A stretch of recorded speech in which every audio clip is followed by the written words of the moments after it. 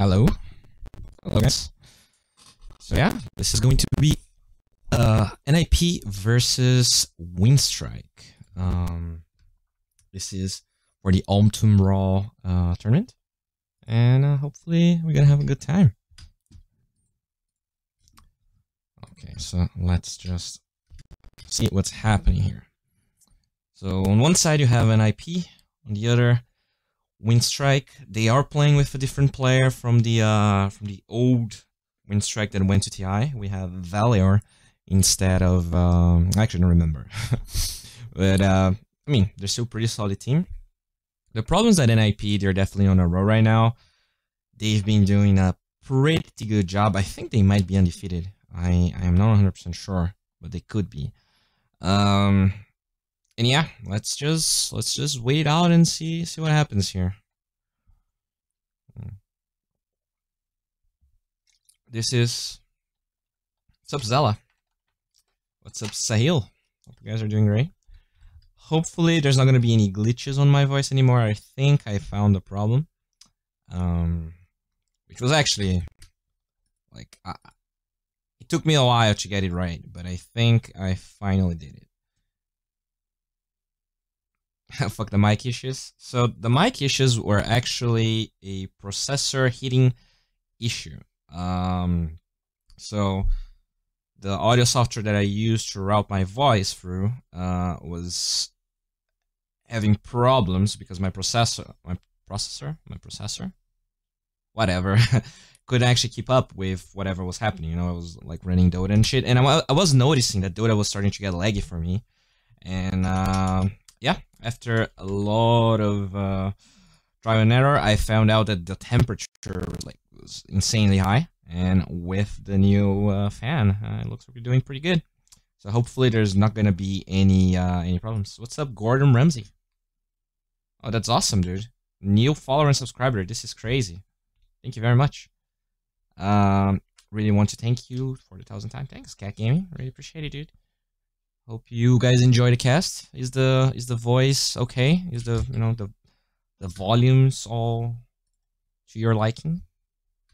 Let me know. But yeah, we have a first phase Ogre, pretty standard dispatch. You know, this little boy here just wins your lane. He bloodless your carry. He gets GPM. He bite awards. That's all you need. Crystal Maiden, kind of a throwback, but definitely a Peter Pandem special. He's been a faithful player of the Crystal Maiden since ages ago. Those old players, they really like Crystal Maiden. You know, Puppy, PPD, I think Xiaowei might play Crystal Maiden a lot as well. But yeah. Oh, it's a little shaky. Scratchy. Oh, that could be my fan. It actually seems to be a little bit more noisy than the last one. Oh, we're gonna go. All right. Have a good one, man. Hope you're having a good day. Why is Ogre first pick now? Well, he's just good in lane. He's never gonna get first phase banned like Silencer and Treant. You're rarely gonna see this hero first phase banned. So he's one of the top tier supports that actually don't get banned because they're not really troublesome to deal with. He's just strong. You know, when you think about Treant, he can like hard counter some heroes. Silencer, same thing.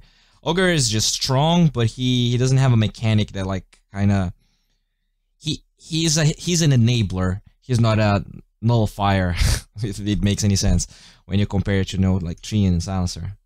Oh really? Can anyone also comment on the voice?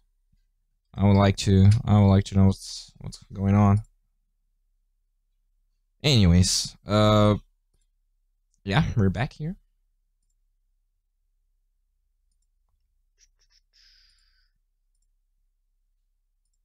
Well, Mirana pick on the side of NIP. Phoenix still open. So having that Mirana is always good. It's also kind of a flex pick. It could be mid, it could be off lane, and they're gonna get the Weaver. Pretty hard for the Mirana to get on top of.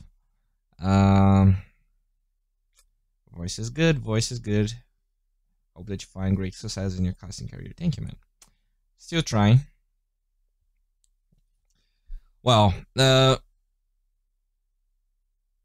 And Ugar is also a hero that has the level 10 GPM talent. Any hero with 90 GPM talent level 10 is gonna be a good support. You know, that's one of the reasons Tusk was so good.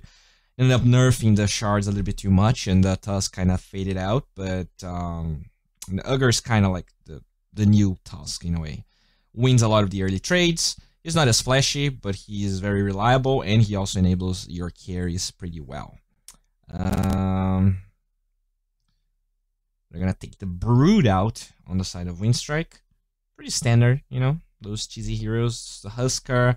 Usually you see Huskers as a last phase ban, not really a second phase one, but you never know. Maybe Ninjas in Pijamas could take it out. They're gonna take the TA out. Yeah, they also, another reason the Ugar started being picked is the buff to multicast. A lot of people just like forgot about it or never like talked about it, and that's why people stopped, for the most part, maxing Bloodlust and going to Fire Blast. They actually buffed multicast quite a bit, and most of the players, unless like in a very specific situation, they're maxing the Fire Blast, because at level 7, like if you're playing versus a Morphling, you can pretty much take like 70-80% of his HP, and a lot of the times he's not going to be expecting the multicast, so it's hard for him to like play around the Ugar.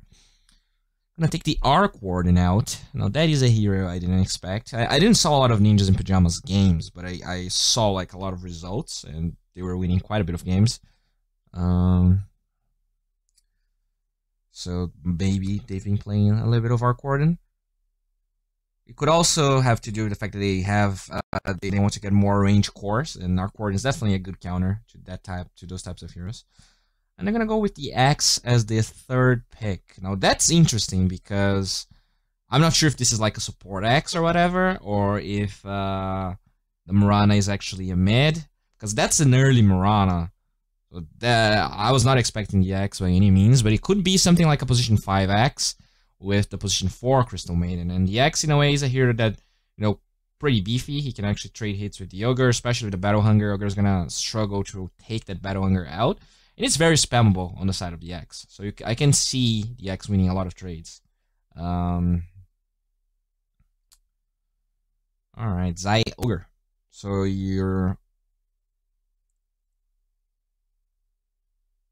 it's clearly a position 3 tanky X. Alright. Noob Fader. Just come at me. Let's see. PPD, he's been watching those NA pubs, you know. He is from North America. He saw the success. I'm kidding. I don't know if it's gonna be a support position 5x, but I wouldn't disconsider it. Shaker is gonna be Winstrike's choice, so they're most likely gonna have 2 melee supports, the Ogre Magi and the Shaker as a 4. It's very rare to see offline Shaker these days. On the side of Ninjas in Pijamas, what can they go for? What's gonna be their pick? I think they kind of lack. Some sort of like hard late game core. The run is fine, but I would like to see something. You know, the Terrorblade and the PL, they're both open. And who is going for those heroes? Like, it was actually quite popular to just like first phase ban Terrorblade or PL, and then in the second phase you take the other one out. In this game, everything is open. Oh, the only like draw is not even a hard scaling core, but you know, the draw is more of like a cheesy hero. I am surprised both PL and Terrorblade are open. Kind of risky for ninjas to get in now, because not only Winstrike can counter that hero, they can also like ban things that would like work well with it. I think Ninjas in Pijamas, they might not go for like a super hard scaling core, but they're taking their time, so maybe. Whereas Winstrike, they're gonna get the Morphling. The Morphling deals relatively well with both PL and the Terrorblade. He's kind of a high scap hero, ace, definitely a great Morphling player. Why won't they Spectre? Because Spectre is dead after the nerfs. I mean, not dead, but pretty much. I think the X is a deterrent pick, so they don't pick PL and Terrorblade, right? I don't know. I don't think X really hard counters both those heroes. Terrorblade, pretty decent attack range, kind of hard for the X to go with the Battle Hunger, and the PL, if it's good enough, it's not that hard to dodge the Battle Hunger. Also has a lot of armor. I think PL and TB are actually terrible picks against line.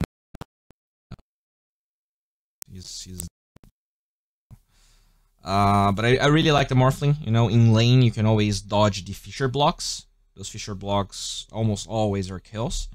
So one of the few carries. Spectre is one of them, but Morphling definitely a better choice in this patch. Wow, I'm gonna go for the Venomancer. I was not expecting it, but you know, CIS, they have a lot of different picks and different ways to see the game. What's a Busker? Armor doesn't work against counter Helix though. Yes, but counter Helix is not enough to solo kill PL or the Terrorblade by any means. The Blade Mail a lot of times is what kills those heroes. You know, the Juggernauts, the PAs, but those heroes, they have a little bit less armor than the PLs and Terrorblades. All right, the Venomancer was their last pick. And now, what do you ban on the side of Ninjas in Pajamas? That could be mid Venomancer. I mean, Venomancer is so versatile, so that's why it's a good pick. It's kind of hard for Ninjas in Pajamas to decide what they want to ban. It's really all about what would counter, I guess, the Morphling being their hard-hitting core. And I'm going to take the Laner. Pretty, I mean, decent hero. You know, Lena has a lot of burst damage. Deals decently with the Mirana. Scepter kind of counters X in a way, if that is indeed a core X. We still have to wait and see.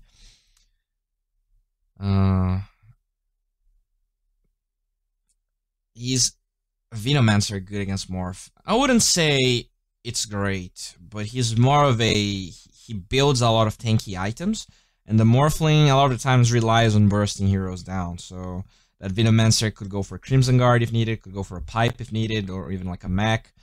The Hurricane Pikes, he's just a very... He just survives for a long time, and Morphling doesn't like playing against those type of heroes. It's also a versatile pick. So they could put it whenever they want. Now, on the side of Winstrike, what do you ban here? I mean, that Mirana could be mid. It is a very hard, like, for both sides, I think. You know, they take the lean out. Alright, they're gonna take the Husker, pretty standard one. Cheesy hero. I know it's time for Winstrike to decide what they want to do. They don't really have a lot of reserve time. Both teams, actually, are out of it. So I would like to see something, you know, they have this Shaker, and they have the Weaver. They have, I guess, decent mobility once the Shaker gets online. But they kind of lack on the scalability side. What would be better versus Morphling here? I don't really want to pick TB versus Morphling because of the Morph. PL. What do you want here? I'm kind of confused. Okay, so that's gonna be a safe lane, either safe lane Weaver or Venomancer. And the Shadow Fiend would be playing the mid lane. It is, you know, some decent burst damage versus the Morphling, although I don't think it is a hard counter. It is just... It's just a hero that Iceberg probably really likes to play. They do have this very strong mid-game power spike, right? They are aiming for this bloodlusted Shadow Fiend and Weaver, being very strong at like 25-30 minutes. They're gonna finish their BKBs. They're probably gonna get an Aegis, and there you go, the Centaur Warrunner. So as I said, this is indeed a position 5X. And you know, you're not gonna pick a next third pick without seeing the enemy carry like that. So that's why it was pretty clear to me that it was a support X. And now that Centaur is most likely gonna be the offlaner. Fada is going to be playing the mid Mirana, and boy, are you out of South America? I am not. SF used to own any hero in Dota 1. Yeah, it's gonna used to be a pretty decent hero. Alright, so Peter Pan and Axe. Let's go. I really like the support. I actually should make a video about the support Axe. It's been enough time. I think I should make a video about it. Wait, my mic?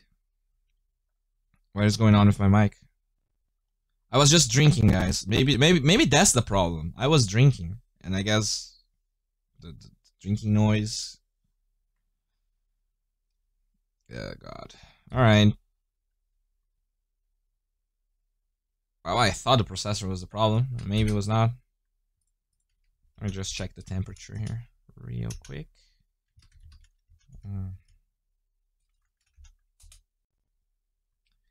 Intermittent mix static. Who do you think is the best mid laner right now? I don't think there is a best mid laner. It's all about can you just less pick, not necessarily less pick, but can you get the better matchup? I don't think there is objectively any hero that is the best one. Okay, now I just want to turn the stream off. It looks like the mic is just garbage again. I'm gonna try. Keep me posted on what's going on. And oh, thank you very much for the follow. I really appreciate it. And let's. I think it is because your mic is too close to you. I don't think that is the problem. But all right. I'm gonna try. I'm gonna try and step down a little bit. TA mid. I think TA was banned in the second phase. We do see Nongrata over here with his Venomancer. The bottom lane, we do see the Morphling from Ace. Morphed all the way. Wiring. That should not be the case. Like, this is like brand new cables. Anyways. So let's check it out. Saxa playing that position 5 Crystal Maiden.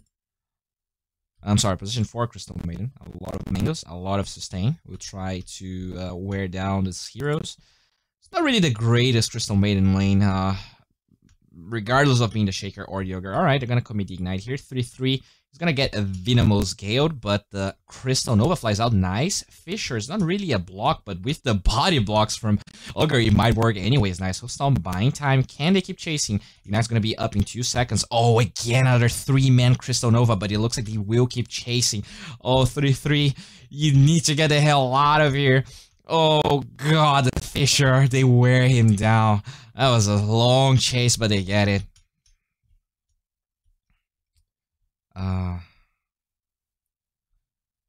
Oh, it looks like the audio is fucked again. Dude, I'm so over this issue. This is really tilting me right now. It cannot handle certain noise pitch range. I don't understand why would that be the case. Well, I mean, if you guys complain enough, I'll probably turn the stream down. I don't wanna have a shitty stream. But anyways. 3-3 with his center here. 8 tangos. We didn't have any Fairy Fires. I'm not sure the Fairy Fire would actually save him. Valor just playing around the tree area here. Nice Fisher block, but it doesn't look like the Venomancer has any intentions of actually committing to this. Yeah, it looks like that's gonna be the end of it. Let's check the CS. I think this is actually pretty hard lane for the Mirana. Like for now, the Mirana is 6-3, but I think as time goes. Oh boy, he gets the arrow with the leap. Can he get the kill? A lot of damage with the attack speed from the leap, and now Iceberg trying to. Oh, he actually maintains his composure there.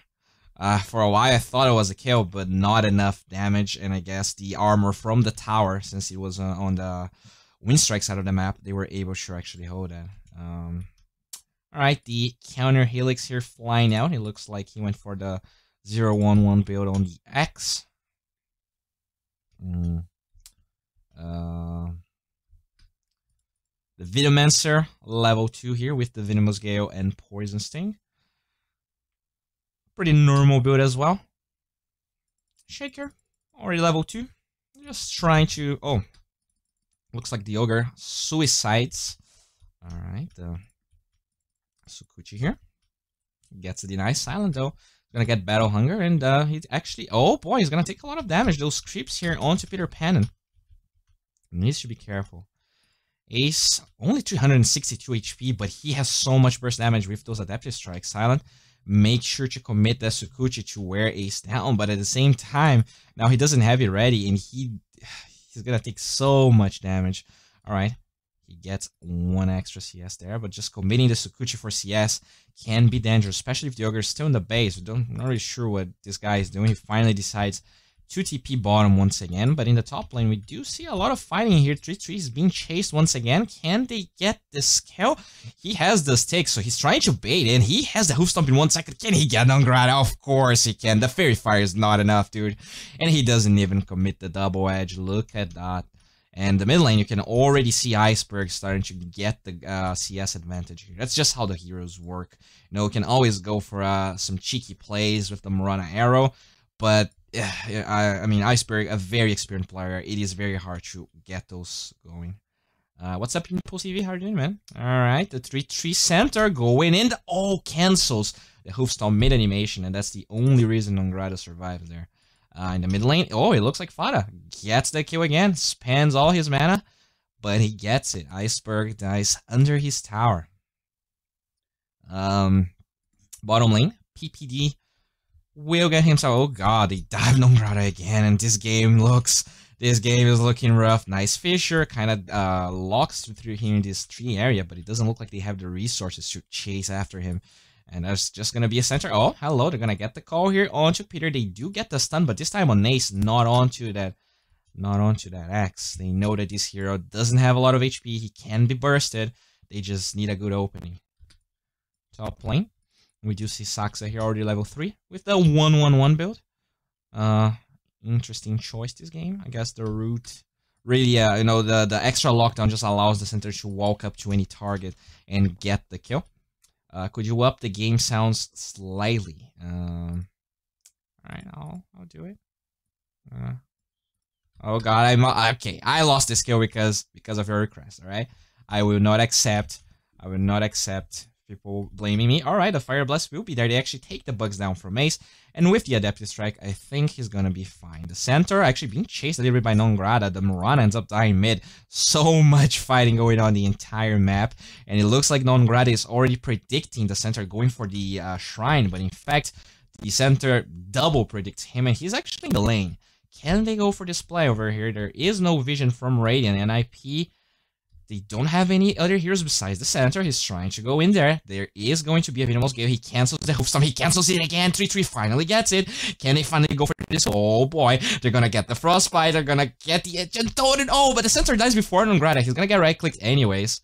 But, pretty intense fighting here in the top lane. Alright, we do see the Ogre and the Weaver just chilling here in the top area. They're gonna get shrined up, and they're gonna go back. It's only a 1,000 gold lead, 5-4-3 score, nice. The Venomous Gale does land because of the Fissure, and they're chasing, nice double man. Crystal Nova here, the Hoof Stomp gets taunted, and then they finally go for it. Can they kill Saxa? Oh, gets the deny. 3-3 just sends Saxa back to the fountain.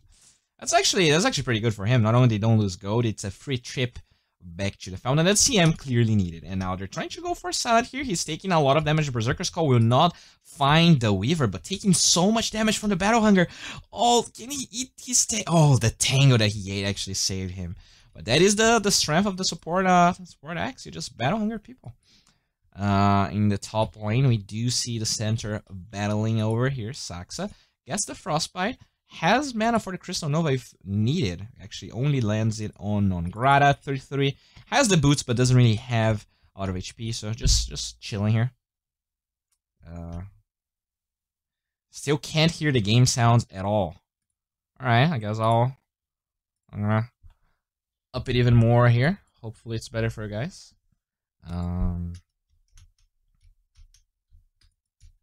Oh, okay, they're gonna pulp the Moonlight Shadow. The Fissure will find 3-3. Nice Ancient Totem gets 2. That's the second point in Aftershock. But with this Hoof Stomp and the Double Edge, they don't even need a Double Edge. Just right-clicks this Earthshaker here.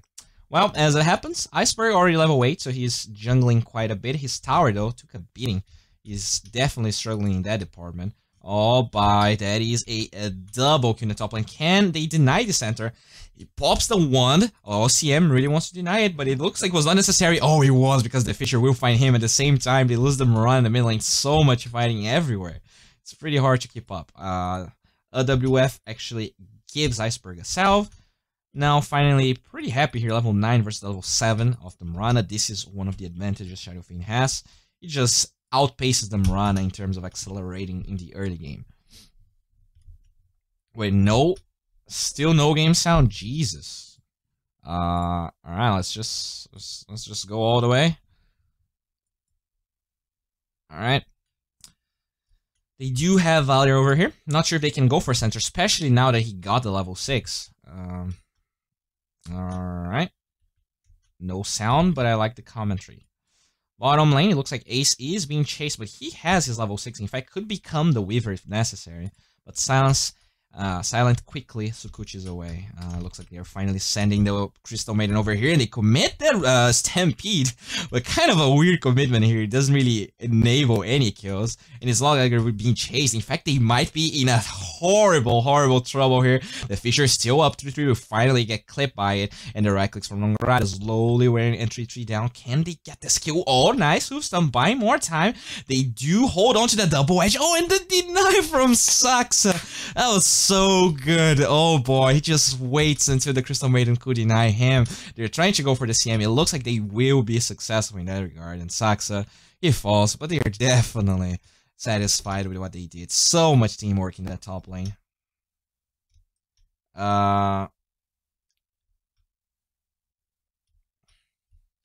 Wait, no audio is coming through the game. It's muted on the broadcast end, probably. Wait, what? Oh, you are actually not. Oh, what the hell is happening? Guys, I think. Oh. Alright, I think we're fine now. The game sound might be too loud. Let me just check it out. I think it's okay. Let me know. Alright, I am sorry, guys. This is the worst stream ever.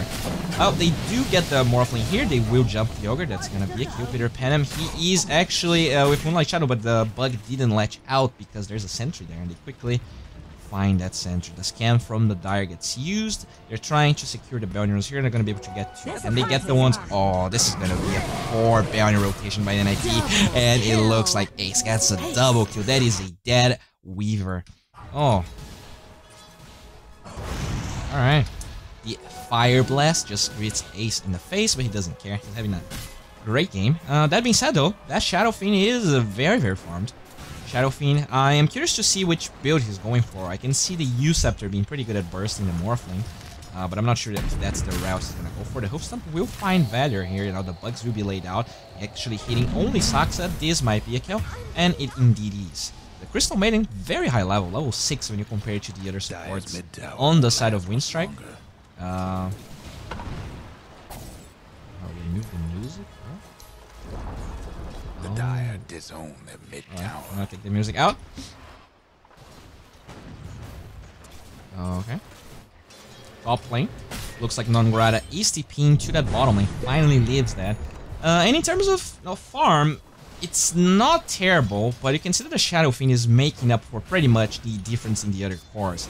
So Iceberg, he got a game on his hands and he really needs to make it work. The Stampede gets used. It doesn't look like they commit the Hoof Stomp. The Fisher will only land on one hero, and now 33 is looking for a kill. The arrow will not land on Valor, but the bugs will be laid out on everyone. Can they get another kill? It doesn't look like it. They're level 2 Frost Nova, just slowing them down quite a bit. Can they get the kill here onto this axe? It looks like they will be able to. Peter Pan is just getting taken down by that ult from the Venomancer, and there's just so much kills everywhere. It's hard for me to follow.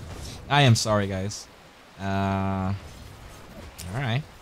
Valor has a Fissure block, might be looking for a kill here, but with the center around, this is not easy, especially with that level 1 Stomp. Actually ended up maxing the double edge. Interesting build. Sometimes you see, at least the second point in Hoof Stomp, pretty decent scaling, but the mana increase, it's not great. Now they're gonna send Peter Pan here. He doesn't really have any Blink Daggers just yet, but he has the Trinket Boots and the Stout Shoot. Silent. Pops the Sukuchi. Alright. Okay, the Crystal Nova flies out. It's just kind of a weird stalemate here. Not really sure what's gonna happen, but it looks like the most interesting lane for now. They finally popped that Moonlight Shadow. But everyone's singing it, so I'm curious on what's going on. I guess they're rotating Fada here for now. The Shadow Fiend, level 13, 12 minutes in. This guy is accelerating like I've never seen before. This is probably one of the highest level Shadow Fiends I've seen in a while. Morana shows up, whereas the arrow will not find Silent. pretty wishful thinking rotation, I have to say. They finally popped that Stampede. Can they kill this bug? Oh, they do get fissured, but not enough time. And this will be a kill for Peter Pan. Pretty hefty rotation though, right? They commit a lot for this. Let's see if they can get a tower, if they can get anything going through this lane. The Dire might want to mine the top tower. Can't do nothing about Dire structures right now. Alright, it looks like the Ogre. It's almost definitely connection. It shouldn't be connection, because the game would be lagging if it's connection. Like, the voice is not separate from anything, you know, the stream is the audio, is the video as well. They will pop the glyph there, and now they trying to go on get on top of the 3-3 center. And they chase, nice freezing field, but it gets cancelled quite fast because of that fissure. And they will commit Ace, gets the Adaptive Strike going, but it doesn't look like they're gonna be chasing. Iceberg, level 14. Alright. Arrow flies out, actually lands onto the Shaker. Crystal Nova, can they get this kill? Definitely. Looks like it. He was going for a ward, I assume. I'm not really sure what he was doing there, but he gets taken down. I mean, this Shadow Fiend, he's been AFK for a long time, and I'm starting to fear for Winstrike. They're gonna buy back that Shaker. The Poison Nova gets used here, and now Ace taking a lot of damage, whereas the Races, oh, they get it. The TP from Shadow Fiend finally punishes the Ace Morphling, but they do lose the Venomancer as well, as they have to buy back that Shaker. Shaker fissure, though, was pretty much pivotal to that kill, so nicely done. Iceberg, level 15. He is insanely farmed, but that is one of the problems of the Shadow Fiend. You know, you need to win, not fast, but you eventually just fall off. Unless, I mean, the level 15 talent, 25 talent, kinda helps. Oh, that is getting blocked. Oh, he commits the Enchantor, but just slightly too late. The Moonlight Shadow still. Oh, they get it. So good. Oh. All right. Do get that kill, but you know, it was a Crystal Maiden. I'm not even sure if it's worth it, especially when you don't get the bounties. But still, they're trying to make plays around the map. They are utilizing that Shadow Fiend finally. But look at the difference. That is a level 7 Weaver. When you compare that to a level 15 Shadow Fiend. Look at the net worth. This is gonna be an uphill battle, or at least the Shadow Fiend, he just needs to fight at all times. Alright, bottom lane. Looks like the freezing field will be committed. Fire Blast. Put on double leap from Fada. This is a tanky Ogre. The right clicks with those Maelstrom procs will be enough. Peter Pan starting to go for that Blink Dagger. Has vision here with this ward that he recently placed. The tower falls in the top lane, and they're starting to get control over this jungle area. So the Shadow Fiend not as comfortable farming, even though he is indeed that farm. Manta Style was his first choice of item. He's gonna get Adaptive Strike right in the face by Ace, and they are pressuring this a little bit just because of that Captain. Ace though retreats, knows that Valior is around. Why the Mentor on Shadow Fiend? Well, why the Manta? You can. There's just a lot of shit you can dodge. You know, can dodge the. Not only you can dodge, but it's an item that allows you to scale better than the BKB. You can dodge the Hoof Stomp. You can dispel the Frostbite, dispel the Crystal Nova, dodge the Adaptive Strike, and the Call. It just feels like, oh, speaking of dodging, he was not able to, and it looks like he's gonna get taken out. Pops the Manta, but he falls, and that is one of the many problems of Shadow Fiend, you know? This hero is just so easy to get on top of him when you have that center, and they actually lose 2 heroes on the side of Winstrike, and pretty much their most important heroes. The Venomancer is not as farmed as the Weaver, but he's a hero that can actually fight. And look at the items, he actually ended up going for the Yarn, and they're gonna lose that Ogre. And although this was very close in terms of farm, it just looks like the momentum and the strategy was just way ahead in the side of NIP. I'm gonna commit the Glyph here. The Shaker indeed getting pretty close to the Blink Dagger, so that is one timing they will be able to utilize. Alright, the Shaker TPing bottom here. Let's see if they can defend this. I'm sorry, it's actually TPing base. That is the Venomancer in the bottom. Getting banged up.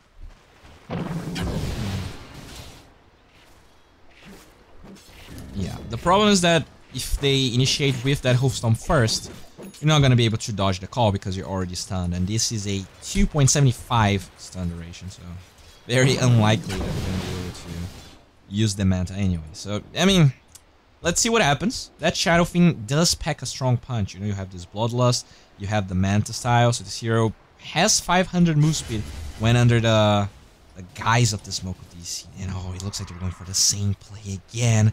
Look at where 3-3 is. He's just posturing there, just waiting for the lane to start pushing. But it doesn't look like Iceberg will move much further.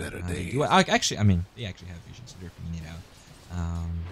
Bottom lane, it looks like Winstrike, they are posturing. They want to force this tower. The Weaver shows up. Marshall Saxa tries to go for any items or skills, but he just gets taken out too fast. The Blink Dagger reveal on the Shaker has the Echo Slam, but it's definitely not necessary. They do get a multicast here onto Fada, but he will get the attack speed and move speed and just shreds the poor Ogre now. Spurt will farm some of this here, and it looks like they're gonna lose the Venomancer bottom. The tower is still pretty healthy. The Shaker throws a Fisher out. Can he TP away? The double edge. Oh, the depth strike right on the tip. And that is gonna be a double kill once again. The gold advantage still parked at 4,000 gold, but it is looking pretty good for the side of NIP.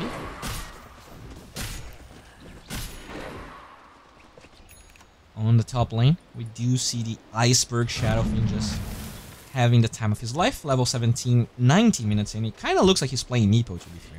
This guy is so far ahead of everyone. And I guess a lot of it is him just pretty much farming non-stop. So it's going to be on him to create enough space for the other heroes. We don't really know what he's going for next. I think BKB is the most likely scenario, but you never know. Maybe a Blink Dagger so they can get on top of whoever the Shaker initiates.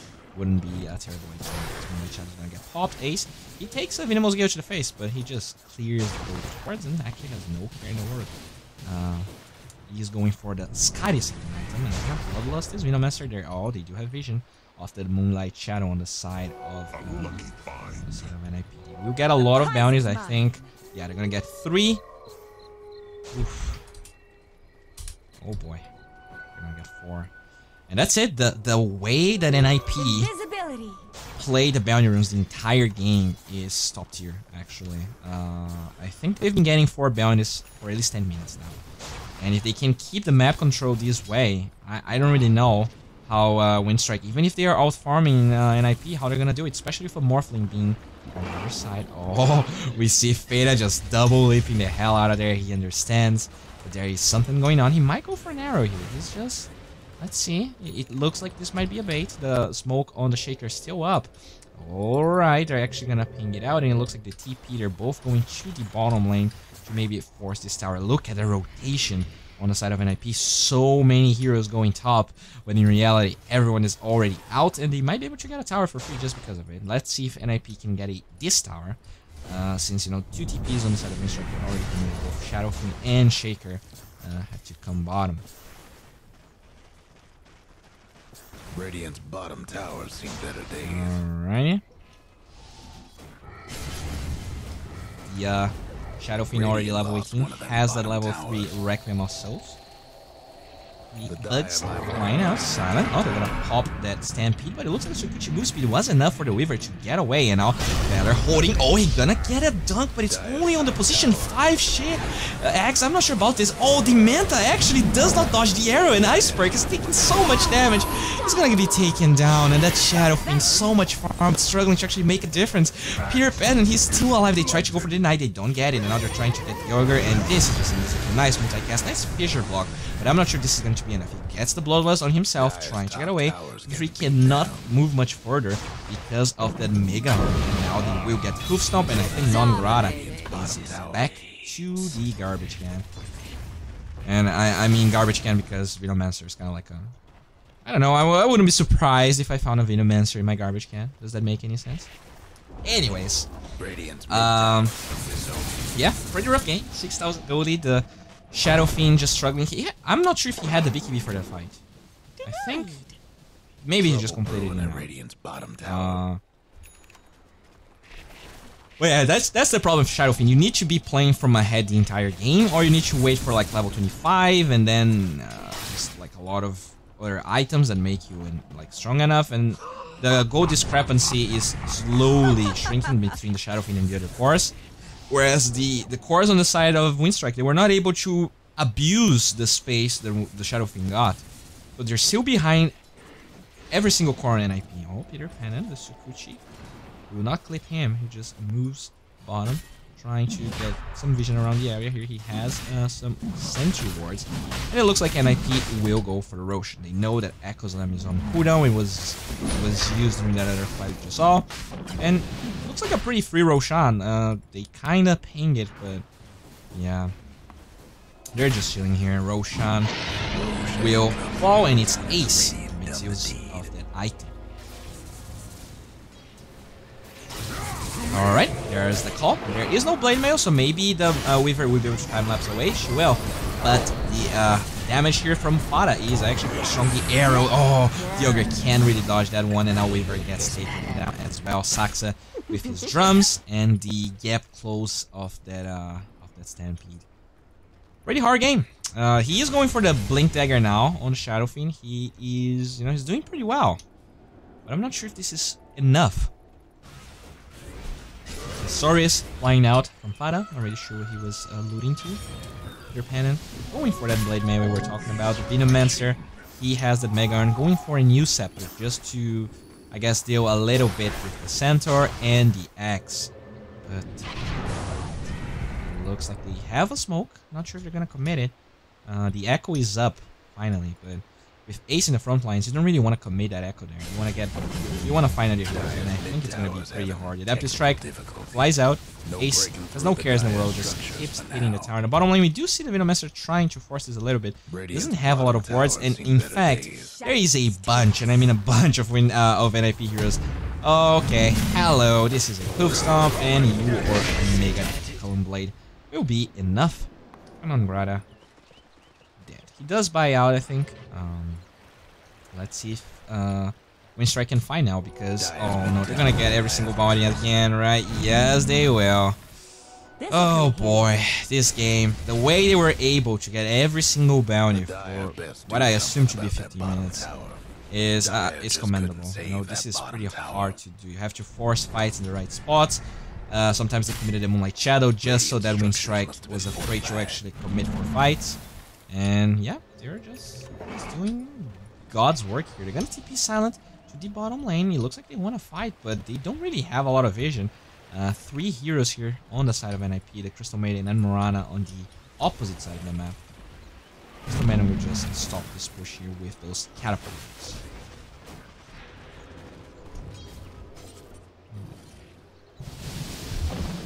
I miss Puck. She's so cute. Puck has no gender, I think. He specifically says that. Oh, hello. Iceberg? Hello. Alright, raise on raise action here. Ace is trying to fight. Oh, actually dodges the Fire Blast Miscanat's animation, and he will disengage. Alright. The Shadow Fiend gets Shadow Fiend.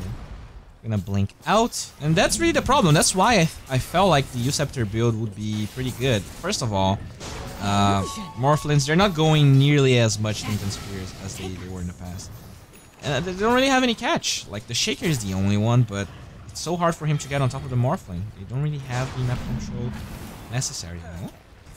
Oh, hello, that is a Morphling. He's gonna get the Adaptive Strike. The Fisher does connect, but now he needs to get the hell out of there. Can he blink out? No, he can't, because PPD shows up and the right clicks from Ace will be enough. It looks like Ogre also died somewhere else, and we see Rana plus Shaker just plus Centaur trying to chase. The bugs connect, but not enough to cancel the Blink Dagger. The Aggro will be there. Silent trying to disengage. Oh, so much damage! The double edges there before the fade time of the Sukuchi, and it looks... I don't know, this just looks like a very slow and steady upward string here for NIP. The Shadow Fiend did a good job, but that's what Shadow Fiend does. If you don't get a good start with Shadow Fiend, you can already, say goodbye.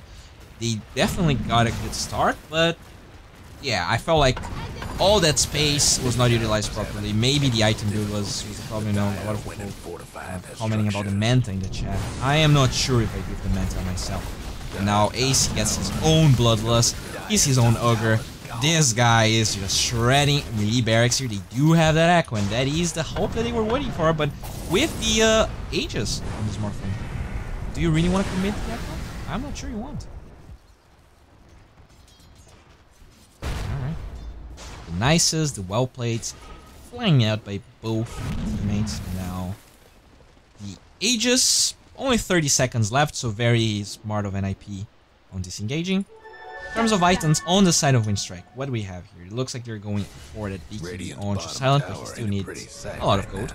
The Shaker has the blink dagger. They're gonna commit a smoke here under no vision from NIP, but it's kind of obvious because there's literally no one showing in the lanes. And look at the top lane here.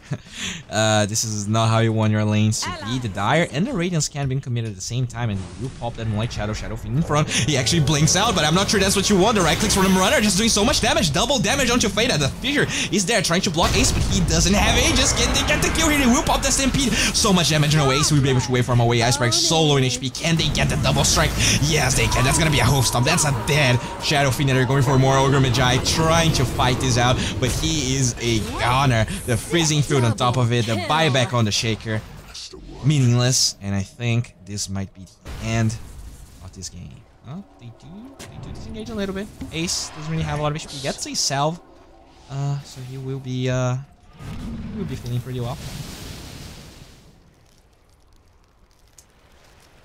Yeah, the position 5x. No, at this stage, I think most teams would be aware of it. But, is this GG? They might still have one fight, especially because there is a tier 2 in the bonus of the map. But this will be... I mean, I think the only way Winstrike wins this is if they somehow are able to contest the Roshan, or if they get like a 5-man act. Alright, Fire Blast will fly out, but Tiger needs to be careful. The Shaker pops the Ancient Totem, Silent shows up, but doesn't have that BKB.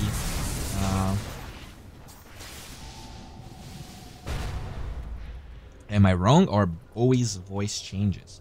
Yeah, a little bit, because I don't use the same effects. The effects that I use on the things I learned series, some of those effects are not applicable in real time. It definitely sounds different.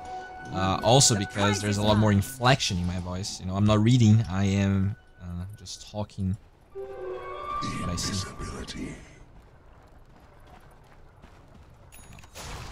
Top lane, we do see the non-grata Venomancer here with that Scepter. I don't know, I think a lot of their item choices were kind of wonky, to be fair. I think this Scepter doesn't do much at all. I like the Mega Urn first, you know. It doesn't look good, but it's a hard counter to the Morphling. That being said, it just felt like they were never able to use anything that they got. They actually got pretty decent lanes. They will get the stomp here. Oh god. Goodbye, and the Weaver dies. Gets solo killed by PPD. Position 5. Yeah, this game is all looking good, boys. We will start pushing bottom here. 22,000 gold lead. The Ace Morphling with that stolen Bloodlust, one of the reasons this hero is actually pretty good versus the Ogre. And a lot of the other heroes. Now the Weaver is also one of those heroes. Yep, the Aura taking a beating. Melee Barracks quickly dwindling away, and I mean, they do have this Blink Dagger. But what can they do? The Shaker, where is he? He's here, he's just waiting. The Saurus, why now the arrow almost gets Iceberg. That was pretty close. Yeah, another Melee Barracks down for free.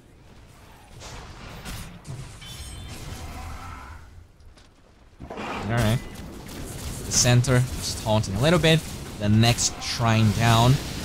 And yeah, a Roshan will take 2 minutes. So I'm not even sure if NIP thinks they need to grab that one, especially because Winstrike, they actually have a lot of means to contest. Alright, they're gonna pop that Stampede. They will blink out Valor. He might be able to find a great echo here. He's waiting. They do have a ward here showing the lane, but for now he doesn't have a lot of clumped heroes. Yeah, but they're still going. Winstrike, they really want this. They want to find at least one fight. They want to get one kill. It's been a while since one of those showed up. The arrow will not land on anyone. Yeah, Winstrike. Oh, that's an echo. Gets through. Can they get the fissure? Yes, they can. Actually, no, that's just... Oh. It's 2 Dire heroes. They committed an echo. Oh boy, this is This is looking bad. They just echoed a support 5x and now the right clicks from the Mirana here. Taking Shadow Fiend's entire HP bar. They will get... Oh boy, that's some nice Scepter. Holds the center down, but it doesn't matter. The Manta is not enough. Can he get a Haze? Yes, he can, but the Raze is not enough. And now Non-Grata pretty much gets soloed by one Adaptive Strike. The ult's gonna be there, but the right clicks from the Mirana. The bugs will show up. Fada actually starting to get pretty low. But look at the Weaver solo as well. The Stampede will be used. That's 4 dead on the side of Winstrike. They do have 5x, but the GG well played flies out. And this is a fast 32-minute game. Pretty simple, pretty standard. Congrats for NIP. And yeah. So guys, how was the voice? How was the voice? How would you rate my voice during this cast? And I don't mean, I mean how many glitches and shit.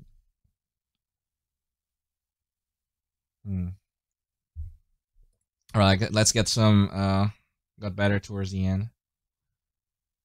But it was pretty... How often did the glitch showed?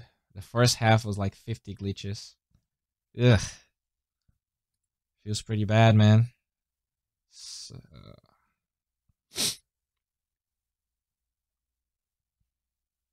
Oh man. Feels bad. Alright, let's get some music going here. Royalty. And the crazy part is that I assumed my processor overheating was the problem, but it looks like that is not the case. It's not about like how it sounds, it's about the glitch. There was a glitch. Maybe if you tune in a little bit to the end, the glitch was not happening. But this is what I'm asking about. Did you heard any glitches? How often would they show up? I don't know why that happens, man. Anyways, the game, I'm gonna get a small break here. Just get myself a piece of bread. And I'll be right back, boys. Thanks for watching. Oh, wait.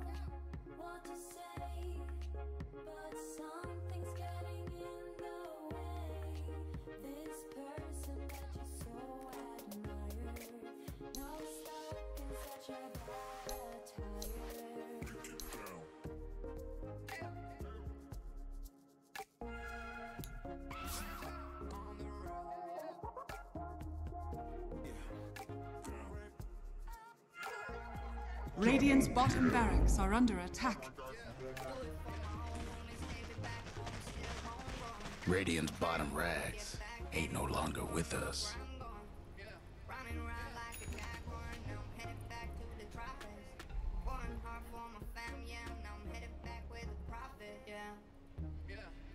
Always one step ahead, but I can't seem to feel a moment. I'll be peeking through doors, every one of them carefully closing. You don't need to tell, I'm out of time. Felt it trickle into the heart of mine. Say, is this when I gave or I gave up?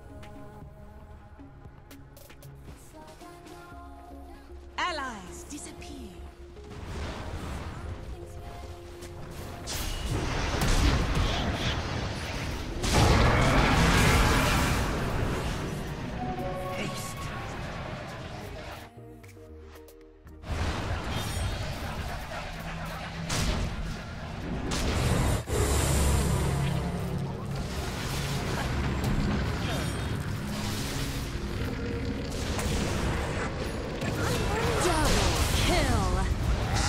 something's Dyer's mid tower is having technical difficulties.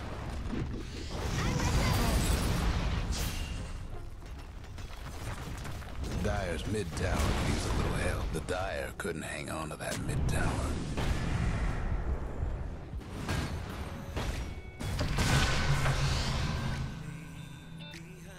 Dyer's mid tower won't last much longer. Have fun trying to bust down Radiant structures now. Dire structures looking fortified.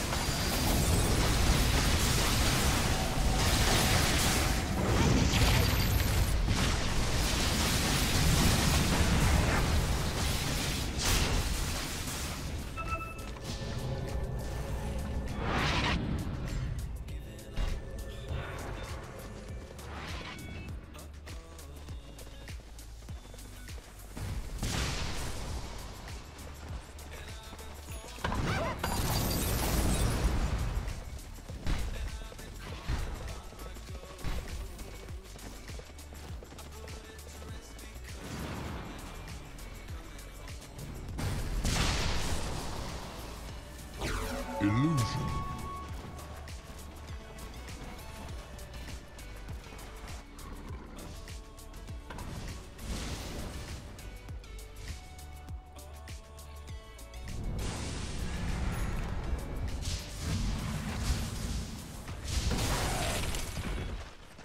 I will stay to find every hidden sign, taking all my roads to you.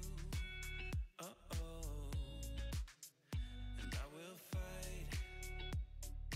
I will come to life, calling for all your lights, giving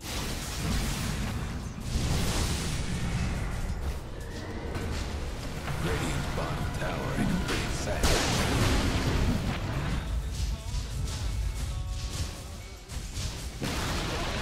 Radiant lost another bottom tower.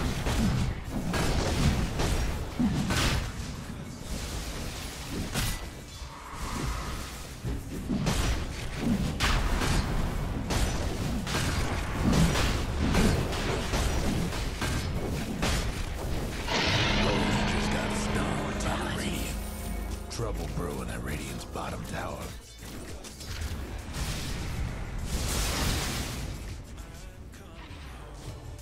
Radiant's bottom tower's seen better days.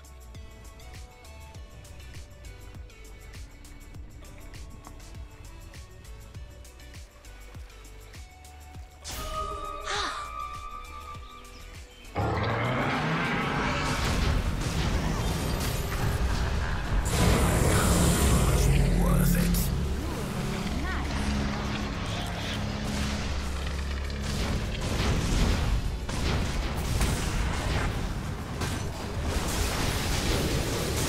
Killing spree!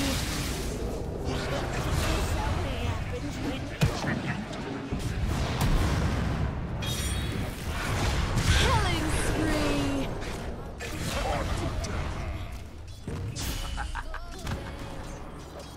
Double kill! That is too good. You should have known better. Yet your failure lives on. Dire's mid tower's having technical difficulties. Killing spree!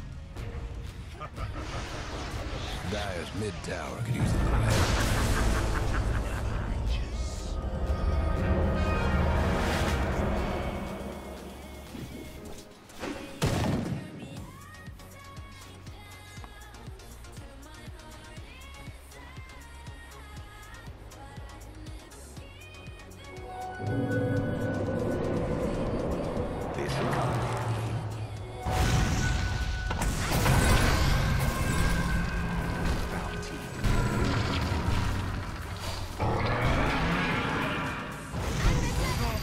The revenants of my people will wash over this land.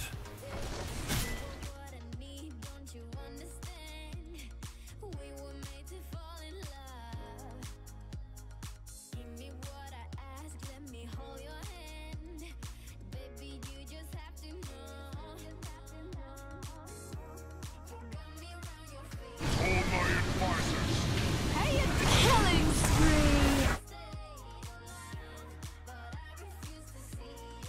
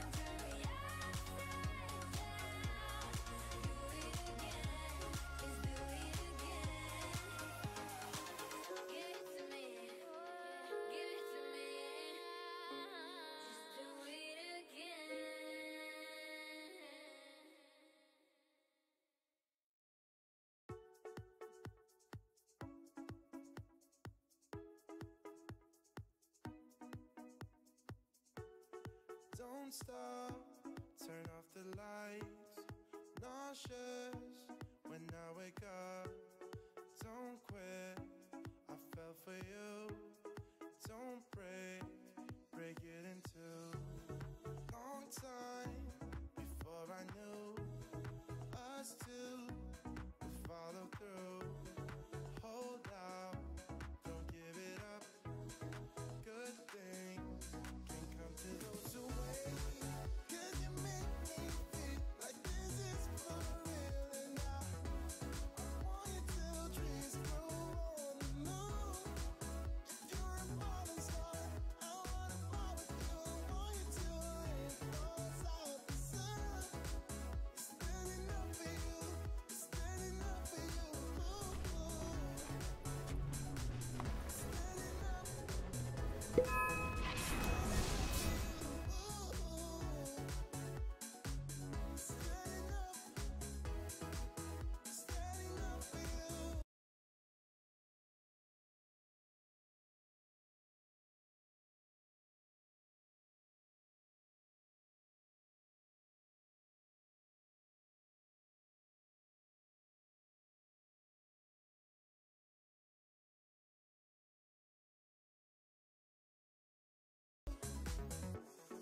Break down when we're apart. Too far, I'm in the dark. Now don't fold my foolish heart, and don't wait for magic sparks.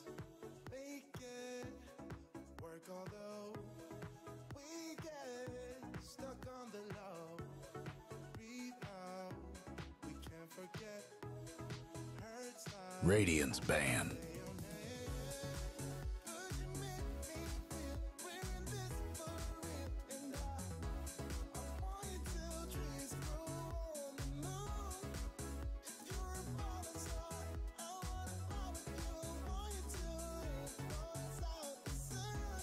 Hello everyone, and we are back for the second game between NIP and Winstrike. Let me take the music out just a bit, and yeah, here we go. Was a pretty fast game, although, I mean, for the first 15 minutes, I would say it was a pretty even game between the teams. It just felt like NIP had a plan, and Winstrike's plan was, alright, Shadow Fiend, win us the game. And 10 seconds. I mean, I'm not really taking anything away from Iceberg. He's a great player. Shadow Fiend is just a very hard hero to execute in those high-level scenarios. And it kind of showed pretty clearly, you know. The Manta timing that we saw, pretty much nullified. He got killed. Then he died again. Then when he got the BKB, they also couldn't really find any of the fights. Their only initiation was Echo. And when you're playing like that, it's so hard. You know, you need to get like perfect fights against a team like NIP. This is going to be hard to do, and it showed. But we have a second game on our hands, and let's see how they're going to play it out. All right. Hope you guys are doing great. I am doing pretty well myself. And the bends seem pretty similar to what we saw. The Drow and the Tiny, and now the IO plus. I think they banned what was it? It was IO. I want to say Necrophos. Yeah, I want to say Necrophos, but I am not 100% sure. Yeah, we have the Ogre ban actually. Winstrike, they did get it first phase, and it kind of helped the Shadow Fiend accelerate quite a bit. He was just like walking from camp to camp, getting a lot of stuff done, but you need more than that. I guess the Ogre, you know, the Ogre was fine. I think they actually played pretty well. Tiny Ben, squishy cores incoming from Winstrike. Now, Tiny is just a pretty good. It's kind of weird. I don't think Tiny is that good of a hero, but he can't. I guess in professional games, Tiny is pretty good because he just wins the lane most of the time, especially if it's a solo lane. And he just gets a blink dagger and he creates a lot of space, and there is not much you can do about it. He bursts pretty much any hero that is not like Lifestealer or Juggernaut, and then you're in this scenario where you cannot play Weaver, your Terrorblade might be killed as well. Like, he has a lot of, probably the highest burst damage of a hero that has so much right-click damage, so he works very well against the agility heroes. It's kind of wonky, but yeah, I do like that Winstrike took that Murana. Fada played it perfectly. He actually solo killed the Shadow Fiend once in lane, and he was constantly applying a lot of pressure. What's up, Leohild? Thanks for those beautiful crisps. Really appreciate your subbing. And Wyvern is gonna be their first pick. Pretty good hero, you know. Counters a lot of those. What is the word?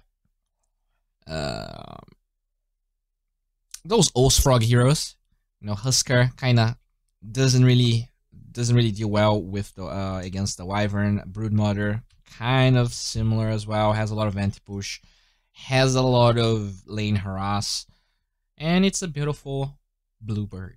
Crystal Maiden will be at Ninjas in Pajamas first pick once again. I think this is going to be on Saxa's hands, but you never know. They might switch it up and play the position 5 Crystal Maiden.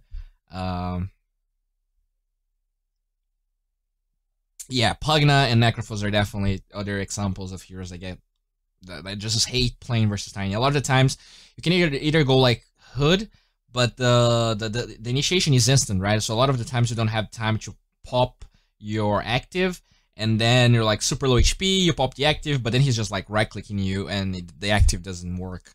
So yeah, it's just a pretty annoying hero. Treant Protector is going to be Ninjas in Pajamas' second pick. A hero that... It's just a hero that does a lot of things, and when you think about how you counter the Treant Protector, you might be like, oh, just cut the trees, and then you're fine. But he can just learn Leech Seed, and a lot of the times you see that, and he just trades with you quite nicely, especially if you get, like, you know, Windlace, and then a boot, a pair of boots. Pretty good hero, especially when you have the slow from the Crystal Maiden so that he can follow up. Can also hold your buildings, so we did see, you know, Winstrike kind of struggling to get buildings. And with the Treant Protector, things get even harder. So what does Winstrike do here?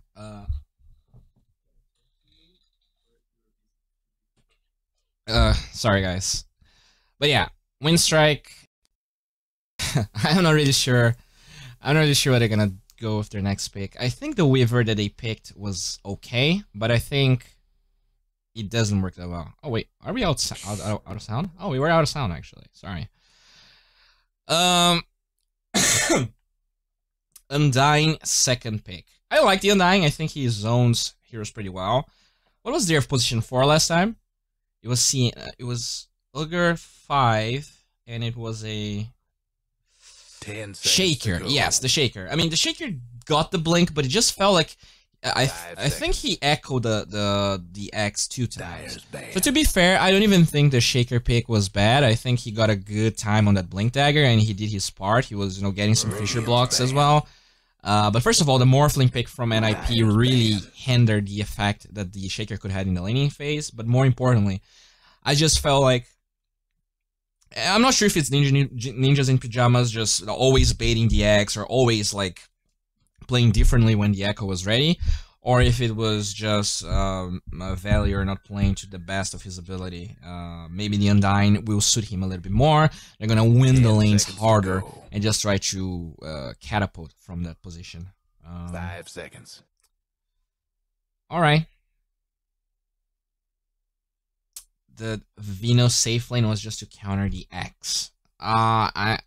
I don't know, dude. I think the Venomancer was a pretty decent pick. It's just that the lanes didn't work out well for them. I don't think they... I would put my hands on fire and would say that they were not expecting an offlane X. I think they knew about the support 5 X. The thing about the Venomancer is just that he is a hero that just builds items. For instance, he was a hero that could get... The supports were not... Look at that. Like, you have a position 5 Ogre. He's not gonna have a lot, 10 right? seconds to go. Then you have a Shaker. Your position 4 can't really go for the Mega Arm. 5 Then seconds. you need to find a hero that's gonna build your Mega Arm versus the Morphling. So not only the Venomancer was a hero that could go for that item because he has a GPM talent, and he can kind of go any items, actually. So yeah, I think that's what we're thinking, actually. It's not... I don't think they were outdrafted. I think their idea was fine. I think the Shadow Fiend pick just really hindered what they could do in that game because they were like fighting, and they were even the entire 15 minutes, and the Shadow Fiend was farming quite a bit, but that pick just never got online. That's my take on that game. I don't think the Venomancer was trash. NIP has a Dota 2 team. Yeah, they have it now. PPD is a part of it. So yeah, 2 players from the old complexity. What was their team name actually? Optic plus a player from Secret, and then actually 2 players. All right, we have some bits. Thank you very much. All your content, Bowie. I cannot read. Oh, the message was so small. I'm sorry, I couldn't read, but thank you, thank you. And now they're gonna get the Monkey King on the side of Winstrike. Pretty interesting choice. I am not sure about the Monkey King though. Why would 10 you pick seconds to Monkey King go. Let me... 5 seconds. Alright, so he's a hero. I'm not sure I understand. Alright, so in a scenario where NIP...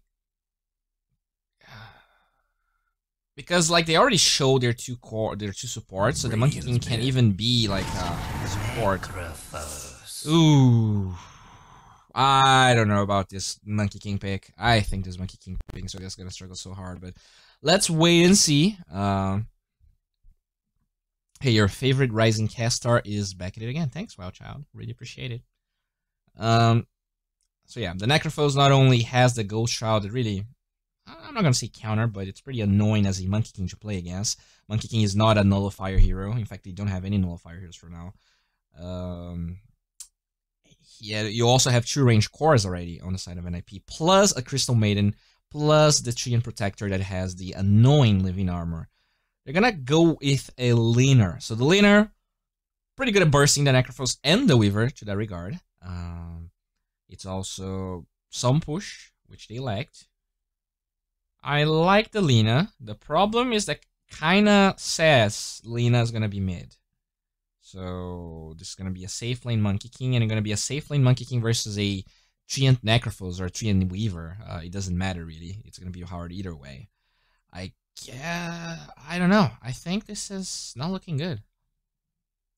I recently conducted research with a gigabit connection.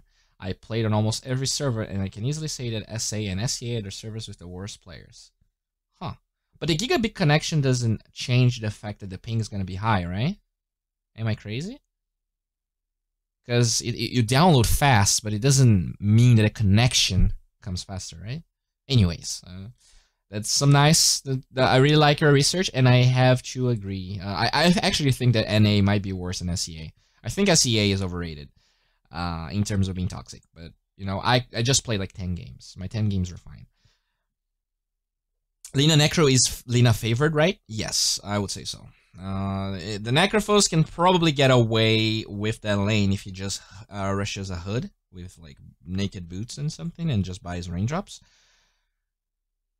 But it's still quite a hard lane because your aura doesn't really hit the Lina because she attacks from so far away, so you kind of need to dodge the Dragon Slaves, and you need to be sure to get as much CS as possible so that your Death Pulse region makes up for the fact that you're going to be hit quite a bit in the lane.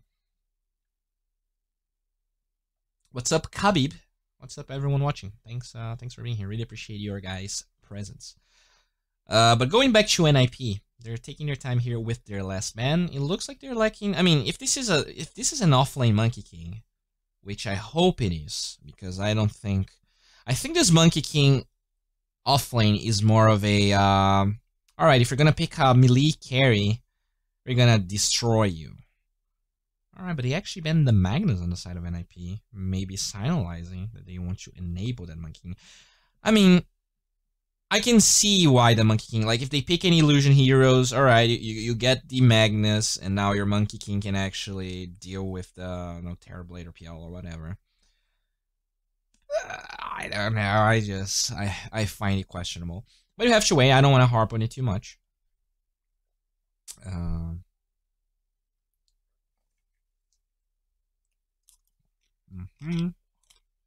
actually eating popcorn, guys. I'm not sure how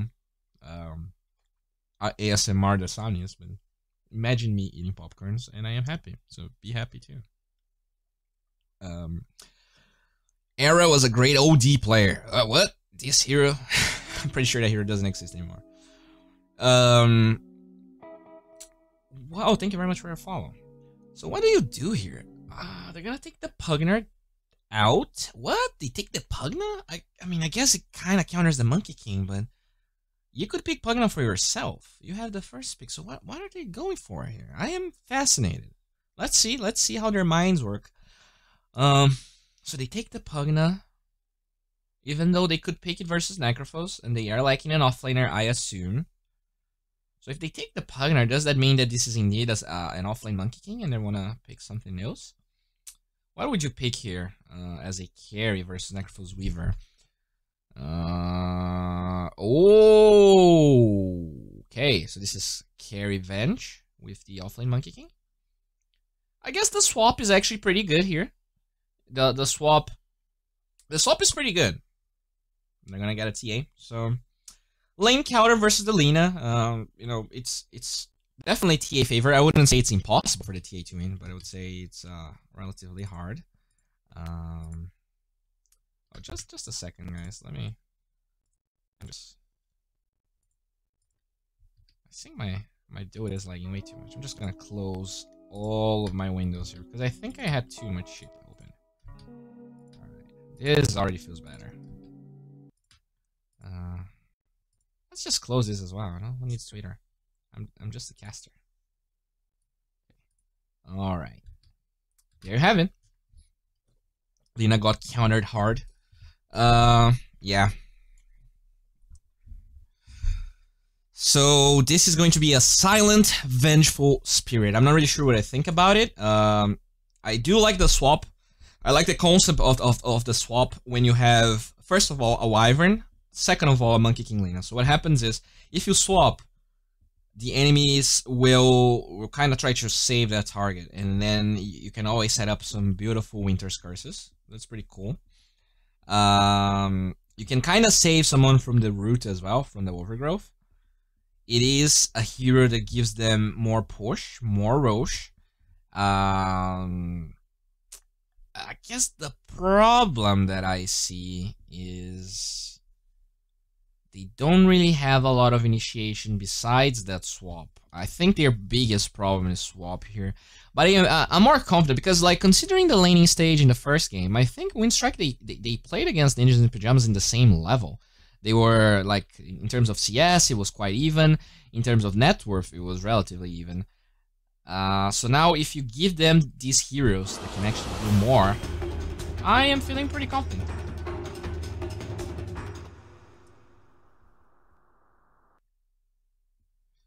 How do you mostly make money from Dota? Well, wonderful. Sometimes I cast. Sometimes I get some sponsors. Sometimes people view my videos, and sometimes people are dumb enough to actually sub to me on Twitch. So the combined revenue stream from that and the fact that I live in Brazil allows me to be to live from Dota. Yeah, it's definitely not a glamorous lifestyle by any means. It's fun, way better than being in engineering. All right, a lot of PPD hate here. Look at that. Look at the hate coming from Winstrike. 4 tips on PPD. Alright. Alright, so it looks indeed that we're gonna see the Monkey King in the offlane. He's already hiding here with his... oh, he actually drops the ward there, but doesn't place it. And they do ping him out. They know that the sentry is 30 still seconds in to that go. bug. Alrighty, we do see the Necrophos here from 3-3, just scouting things out. Engineering is a one-way road to depression, kind of like that. No, there's probably a lot of happy engineers. It's just that in Brazil, considering the options at the time, I was not really confident with what engineering would bring to me. You know, I like a lot of engineering topics. I wouldn't say I like working as an engineer. If that makes any sense.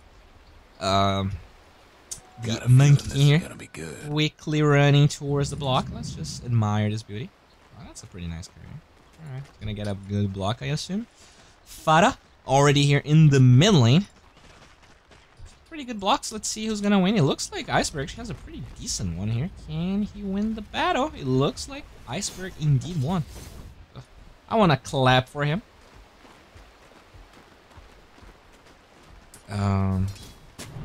Okay, so the sentry will be placed out by the Monkey King from... Actually, I think this is another sentry.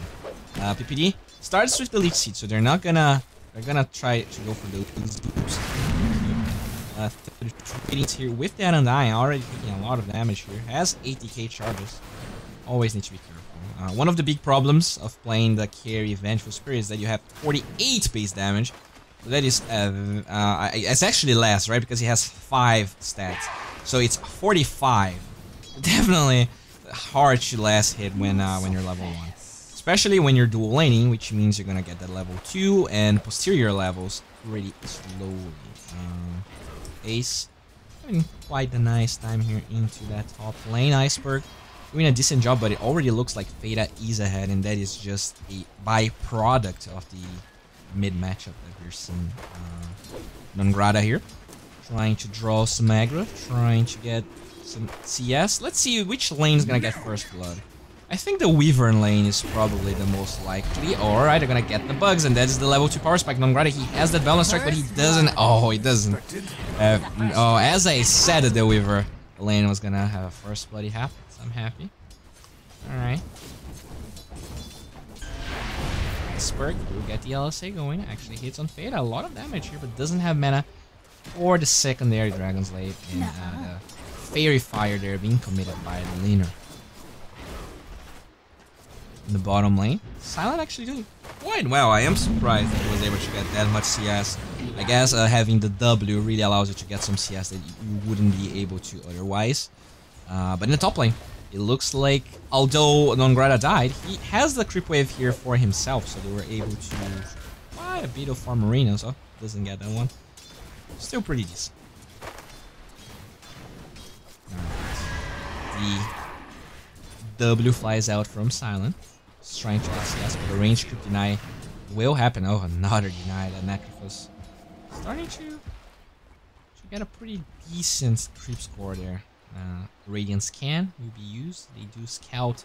Oh, it looks like the Undying actually wants to kill himself. But the CMTP is there to cancel. He just wants to kill himself. You can't stop him from this. He has his own rights, okay? The stage shouldn't control whether the Undying wants to suicide or not. And it looks like he's gonna be forced to walk all the way back to the base. Oh man. Feels bad. I've never seen that. Someone actually TP to stop a suicide. And now Nongrata trying to get on top of the PD. A lot of damage being done, but the right click from the Chain Protector is so strong. 98 base damage versus 0 armor. Actually has 2 armor. But, you know, it's lame. I was not a fan of that Monkey King, and even in the offlane, it's not looking great. They are creating a lot of space, I guess. The creep score is actually on, it's on Nongrata. He has the highest creep score, but already has 2 deaths. So in terms of network, he's probably struggling a little bit. Which story about me is your favorite? Alright, Ace. Okay, the Arctic Burn actually lands on him as well as the Splinter Blast. Can they get a kill onto Ace? The Living Armor is there. Can they get the rest? Oh my god, that's so close, but Ace will fall thanks to the level 2 Splinter Blast of Valior. Nicely done there. They finally are able to equalize the kills, and it looks like in the bottom lane you're gonna see the Crystal Maiden being killed by Silent. Already has the second point in the Wave of Terror there, allowing him to effectively. Alright, the Ghost Shroud will be used. 3-3 needs to be careful. He has -4 armor on himself.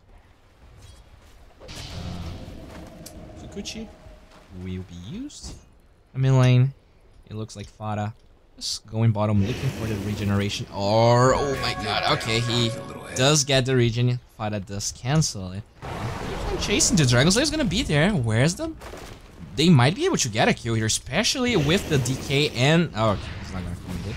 The refraction will be used. Alright. You right click here, flies out. Oh, Weaver just going ham. Once you get that banner, can Ace get it? Yes, he can, and he has the bugs. He's chasing Valor, but he will commit that Arctic burn, and he's gonna be fine. Now, Rada also farming his own bug. Alright, you should be careful. He's taking a lot of damage from those small bugs. Iceberg gets level 6, so he is actually ahead of Fada by pretty decent. I've never seen Alina win a lane like this as hard. He is 28 and 11 versus his TA. That is hell surprising. Now the shrine will be popped here by Iceberg. Not sure if he's rotating top or if he's just going back to the lane. It looks like the former is the answer. In the bottom lane, we do see this. This is looking like a better game. Every single corner on the side of Raiden is ahead in CS. Yeah, the Monkey King died a little bit, but I didn't notice that he was that far ahead in terms of creep score.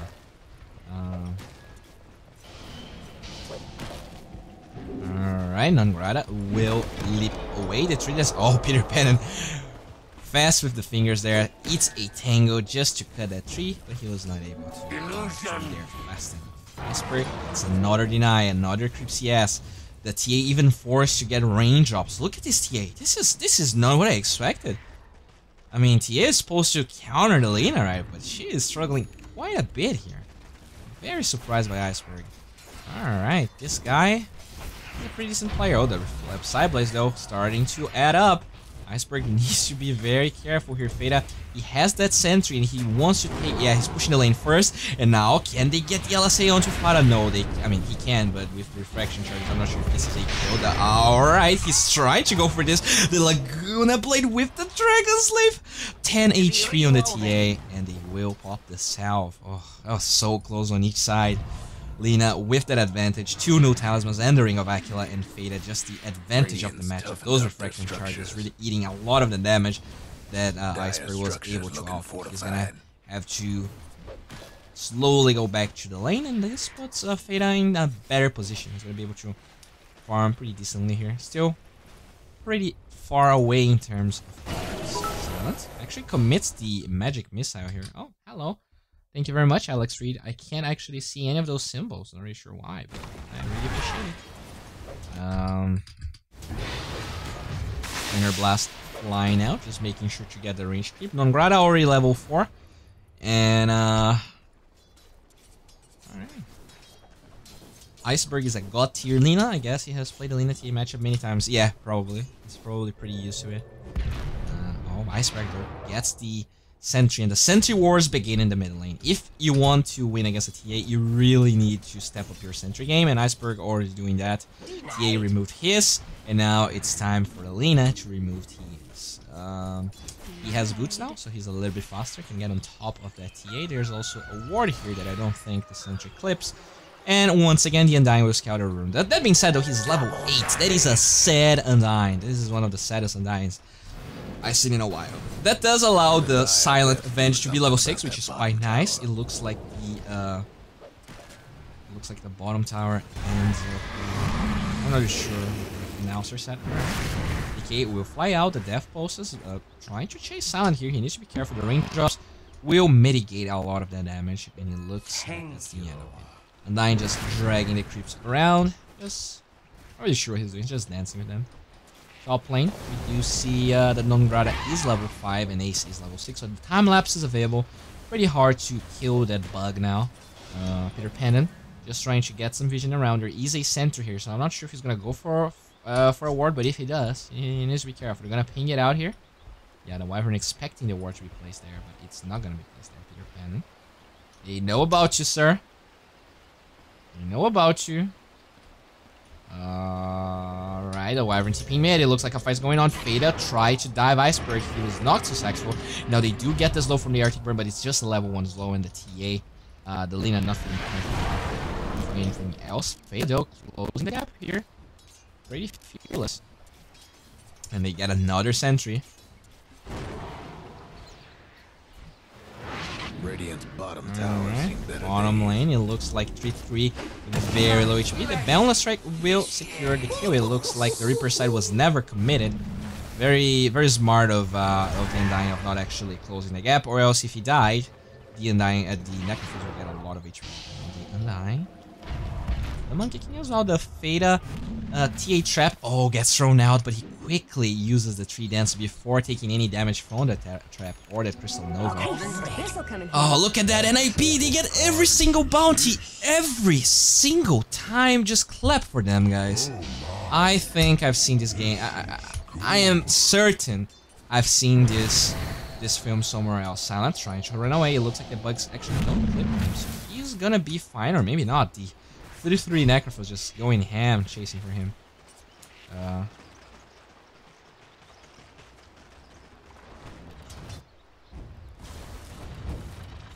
Yeah, my PC is lagging a little bit, guys. Alright. Actually, I mean, I don't know, whatever. Let's go bottom. There's a new hero here, the Undying and the Wyvern already setting up. They can go for a pretty interesting, oh, they're going for it. They're looking for their Winter's Curse, but the Bug and the Necrophos actually separate, and they don't find the angle they were looking for. The Wyvern will still hide in this tree area here. Has a little nest for herself.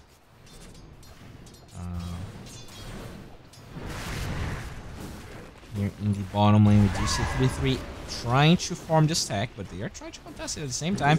There is that swap play we talked about, but it does not look like they're gonna find anything. Oh, Radiant's but top tower quickly bad farms shape. those two creeps, and now Peter Pan just pushing the wave here with the lead seed healing the creeps, allowing the tower to hit for more attacks. Iceberg trying to get that LSA going. He will. Now the Crystal Nova, it looks like they rotated Saxa from down tower, and it looks like the Lena will pay with her life. They do TP a little. Alright. No, you're by yourself, Silent. 3 heroes versus 1. I'm not sure he can get it. He will get the Saxa CM, but this is 2 cores dying.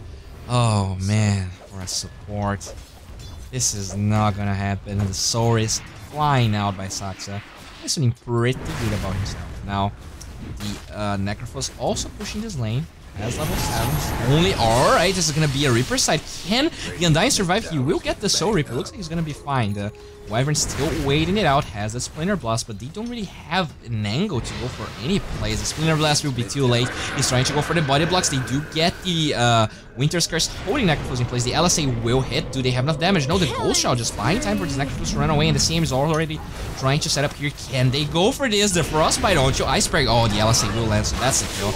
And it looks like they'll finally get a meaningful one, but that forces a rotation from the Lena to the bottom lane, while the TA is just having the time of her life.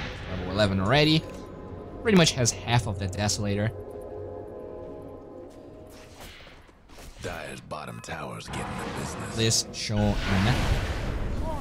course. Treant rotating here.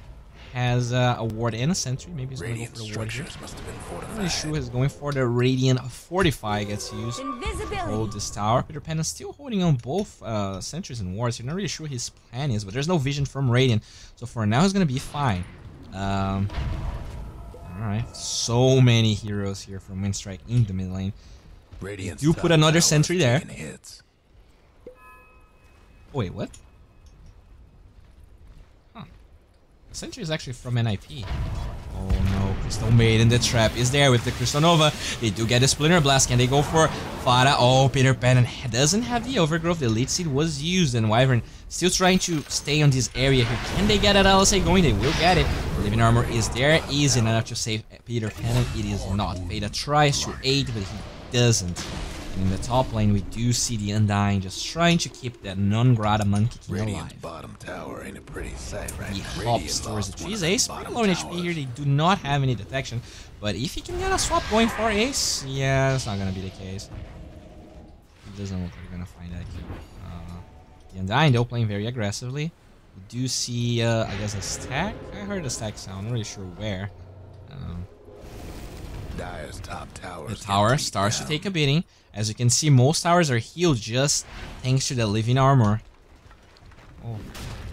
They're trying to commit for this, but quickly a TP from 33 gets scouted by Non-Grata, and they will disengage. So all that effort kind of goes to waste, because they do have the living armor. What's the level already? Oh, Peter Pan will scout that Undying. Oh no, they actually drop a sentry as well, and this is gonna be a lit sit. Where is that Reaper side? It's gonna be there. And this is a Reaper side steal. 40 seconds with no Undying in the bottom lane. We do see Silent farming it up. He's going for that Dragon Lance. A lot of the Vengeful Spirits like to go for. Okay. Yeah, Necrophos here just playing it out a little bit. A golden thread. Crystal Maiden. Radiant's top tower As an is observer. taking a hit. This'll come in handy. Dude, they just get every single bounty. I cannot believe it. How is this possible? I don't understand. But they did. Oh, Lina, you have to be very careful. There is a Monkey King here, but he's only a level 7 Namgrata. Doesn't pack a strong punch. Has that Wukong's command with the Orb of Venom, which is nice, but it's not really a lot of damage when you only have phase tackle in the mid lane. They're pushing this tower here. No response on the side of Winstrike. It looks like it's going to be a free tower for Peta. Oh boy. Alright, the Dragon Slave will fly out. And it looks like the Lina finally finishes the U-Scepter. So Iceberg will be able to go for plays here. Has a lot of potential on everyone besides, I guess, the winner. In the top lane. Monkey King. Just chilling for now. Oh, the Tsukuchi will be here. Silent. He actually gets the bugs on him. And now they're gonna jump onto the Necrophos. Where is the Ghost Shard? Actually holding onto it for quite a bit. Finally goes for it. And on the other side of the fight, it looks like they're trying to kill Silent. Oh, nice time lapse away. It looks like the Vengeful will survive. But this is already a 5,000 loaded for an IP. Overgrowth holds on riding in place, but to not any avail. Dragon Slave flying out, and now they keep going for the tower. They do have that catapult, and they want to utilize this as much as possible. They believe even Winter's Curse onto the bug. There is no time lapse. Can they get the LSA with the Dragon Slave with the stun? That is a kill. Holding on to that, also they can go for more kills. They finally grab themselves a tier 1, but look at the mid lane. Fada already pushing this tier 2 tower. And Peter Pan, he is scouting the area here. He has a lot of sentries, so he knows that he is not under vision. The Dragon Slave will fly out eventually. Saksa is here, doesn't have the ult, but has a lot of points. Oh, the smoke breaks instantly. Where's the sentry? They don't have one. Yeah, they don't. And now 3-3. Oh no. This is another trip to the garbage bin for the poor Undying. Do we have any glitch, by the way, guys? I noticed that not a lot of people are watching, so I wonder if it is unwatchable right now. Oh, the ward. Oh no, the ward gives vision from the Monkey King. They cut the tree. They don't have Reaper Sight, but that's still a very important skill. The gold advantage actually decreased slightly, but still not looking great for the side of Winstrike. The Lina still looking for. I mean, they did find that one kill with the Winter's Curse as well as the LSA, but we didn't saw any like important solo kills in the other cores. Because they have a pretty strong tri-core, right? Whereas on the side of the Radiant, not only I think Lina, I guess Lina and TA kind of scale the same. Lina, you know, can be pretty strong, but also struggles against opposers like the Weaver. My problem is that this Monkey King doesn't have any farm. He needs to scale, and he doesn't have a Magnus, he doesn't have the items to scale, so yeah, he's gonna go for this Echo Saber, but he's just a team fight boy. He doesn't do much besides that. In the top lane, we do see 3-3 here just farming some Krepos. He is level 12 after all. Ace. Alright, the Tsukuchi here will find. Oh man, AWF is just struggling so much. They do drop a sentry here. He's trying to, okay, buy some time with that Soul Rip. Can they get anything? No, they can't. The Monkey King just farms the wave, and in fact, it looks. Man. This is a rough game for him in top lane. They're chasing an Necrophos here. 3-3 doesn't have a TP. Already committed his 4-staff, but he might be able to out-juke them. The Living Armor healing him a little bit. Do they get vision? They don't. 3-3 just hides. How is this possible? How can these men? Where's the Wave of Terror? Where is it? Oh, he's just not gonna be found. Oh my lord. He's just here. Thank you very much for the sub, by the way. Okay, the Primal Spring will be used, but I might win my first bet since TI Bible Temple. Tower could use a hand. Okay. The So, Dire might want to mine level the top 12 does tower. farm the Krapples over there. Oh, the Crystal Nova. Oh man, this isn't dying. He just drops like a bag of chips. And this is gonna be just a tombstone, just a memento of his life. Gonna actually last the same as his life. Alright, it looks like a fight might start brewing, Peter Pan. Oh, they actually, do you see when a raindrops activate, do you see it even if the hero is invisible? I don't know. Dude, they just I just cannot believe this. This is, how is this possible? How can NIP get every single bounty? This is unbelievable. I don't understand. How can he be that good? Alright, Silent is gonna get booped once, and now Fada shows up. Nice stun, holding Fada in place. They actually commit the swap away. The Winter's Curse doesn't find anything. Marshall is trying to get out here. He is actually fine. The Overgrowth gets 3 heroes, actually 4 with the Undying. The LSA flies out, does get onto the Necrophos. A lot of damage pumping onto him. He's gonna pop that Ghost Shroud, trying to survive. The Laguna Blade will seal that deal in the Cold Embrace. Buying time for the Wyvern. Look at that. They're trying to withstand this, but the Crystal Nova is so powerful. Iceberg's just getting chased down by that Bug Deal Scepter, dodging last attacks, but he just buys time for the second Frostbite, and that's gonna be a kill. 3 dead on the side of Winstrike.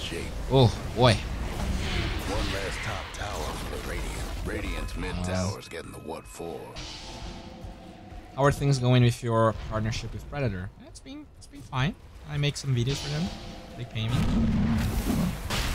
There's like not much besides that, you know. It's just we create some I create some content for them. Radiant's mid tower's getting banged. I have to post on Twitter sometimes, but it's pretty chill. All right, they're trying to go for the Roshan here. They actually pop the freezing dragon. Just to speed it up a little bit. Non-Grata, he's in position, doesn't have that Wukong's command. Can he go for it? He's trying to steal. He gets it. Non-Grata steals the Agent. He dies instantly. Valor doesn't have the Winter's Curse. They're trying to go for this. And Ace will get stunned. Do they have enough burst damage? The Balance Strike is there, but the Living Armor making him pretty tanky. He has a time lapse. He's actually baiting so hard now. Non-Grata, he needs to clear up those. So they do get the Tombstone here, just getting as. Oh no, the Crystal Nova once again just guessed that kill. Look at the Venge though. Just destroying the CM. Oh, hello, Ace. Trying to get away. The LSA will fight him. Can they get the kill? Yes, they can. The Laguna Blade seals the deal, but 3 dead on the side of Winstrike. Only 1 dead on the side of NIP. They get a good Eel Scepter, whereas the second LSA, they do get it with the Balance Strike, but no. This is just unbelievable. Fada is so strong, and he is actually going for more. Another 3 dance away, and it looks like the hopping will be fine. Nangrata is just chilling. Oh, I mean, it was the play they had to go for. It's just that they were slightly too far behind. They didn't have their ultimates. And look at mid! They're just going for the tier 3. You have to glyph this, and it's just a tree and protector hitting your towers. Oh boy. Guess what's happening to Dire? Peter Pan. Them Dire buildings are tough as nails for now. Alright, so Dire also commit. Oh, not really sure why they're. Okay, for the bottom. Every single tower besides the top one full HP. This is just disgusting, Peter Pan. Gonna TP back to the base now. Let's see. He buys himself an urn, buys himself the tome, and it's gonna be a pretty happy boy. CM here has some wards in the lane, has some sentries laying around. It doesn't look like they had any vision there, but with this, it's actually pretty hard for Iceberg to find anything. He's looking. Can he get the Eel Scepter on Marshall? Yes, he can. And there doesn't seem to be any backup for this Crystal Maiden. So he's just gonna get booped in the face. The TA does show up in the mid lane, but not fast enough. Fada just clears the wave. Oh, actually blinks out. Afraid of Silence swap. In the top lane, we see 3 just trying to set up here. He has the Dagon looking for AWF. Doesn't really commit the Force Staff. That would be too much. Winstrike is just outclassed. A little bit, I guess. Oh, they try to go. They don't know about this ward. This ward is so good here. They're trying to go for a place, but they can't. They have vision. Oh no! Wyvern, hello. Trying to TP out. Can they get the Overgrowth? Of course they can. Codember is buying some extra time. Maybe the Winter's Curse will allow Valor to disengage. It doesn't. Definitely does. Oh, it does look like they find an Necrophos though, the Laguna Blade from Iceberg, but they need to be careful because this little bug here is chasing, he's chasing hard. But Silent, he's a pretty strong Venge. It doesn't look like they. I just want them to find one bounty rune after the 0-minute mark on the side of Winstrike. That's all I want. And now Fada as they fight for whatever it is they're fighting here. He's already going mid. I'm not sure about this. The Wukong's command was committed. Ace does pop that time lapse, so he can't get on top of him. They don't have another balance strike. It is on cooldown now. Lina will TP to the mid lane gas. The Usurper can. Oh no, the LSA with the BKB, but there is a Shadow Blade, so Lina will be finding right clicks trying to break that refraction. They don't have any backup. Theta will be able to disengage and all the bugs flying out. Can they get this Weaver? They really want it. Nongrata has that balance strike. Will pop it, but not enough. Oh, 40 HP on the Weaver, and it doesn't look like they have enough chase. No. At Radiant's bottom tower. It looks like that's it. Oh boy. Is Train PPD who used to be in G? Yes, it is. Nongrata? Oh, This'll come in handy. we will not find it though. Oh, hopping. Hopping, but oh no. Ace will use that shrine. Can just hopping up. Ace. Oh, the bugs will be there. Actually, jumps once, jumps again. Oh. Ugh, that is hard to watch. So yeah, Nongrata trying to create space, but ends up Reaper sided. Alright. Iceberg pops that Shadow Blade. A little bit afraid of what is expecting him. Oh, they will find his neck. Mr. Yellow is there with the Tombstone, with the Laguna Blade, with the DK. Where's the Soul Rip? He doesn't have mana. Eat your tango! Eat your tango, sir! Oh my god, he's gonna be able to get away. And now this is a freezing field. Iceberg needs to get the hell out of there. The Undying will be left for dead, and maybe even more. The Lina gets jumped, and the LSA is just slightly too late. That's a great Tombstone placement, but it's gonna be farmed as well. This is just sad times for Winstrike. They lose 4 heroes everywhere around the map. PPD is just punching some creeps. And Silent, the Vengeful Spirit, just trying to finish his mentor. Alright.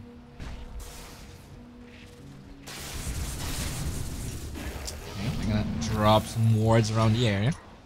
The Weaver shows up. The wave, wave of terror gets used. The tower is just getting destroyed. Mara with the Desolator, they do drop one sentry here to get some vision.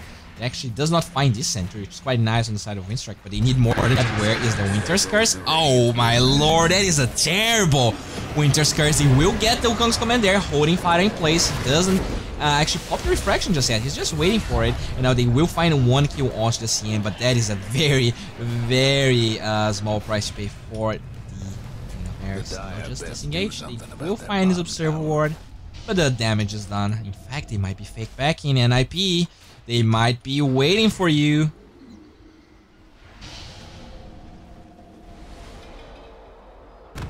Oh no, the bugs. Oh, the trap gets laid out, but it looks like Nongrata will be able to 3-dance before anything. As we do see Iceberg here getting himself a gem, it looks like.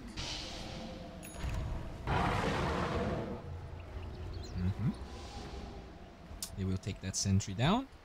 Actually, maybe it expired. Oh, Lina has that gem, but doesn't really feel that confident going for anything just now. PPD will buy himself a gem.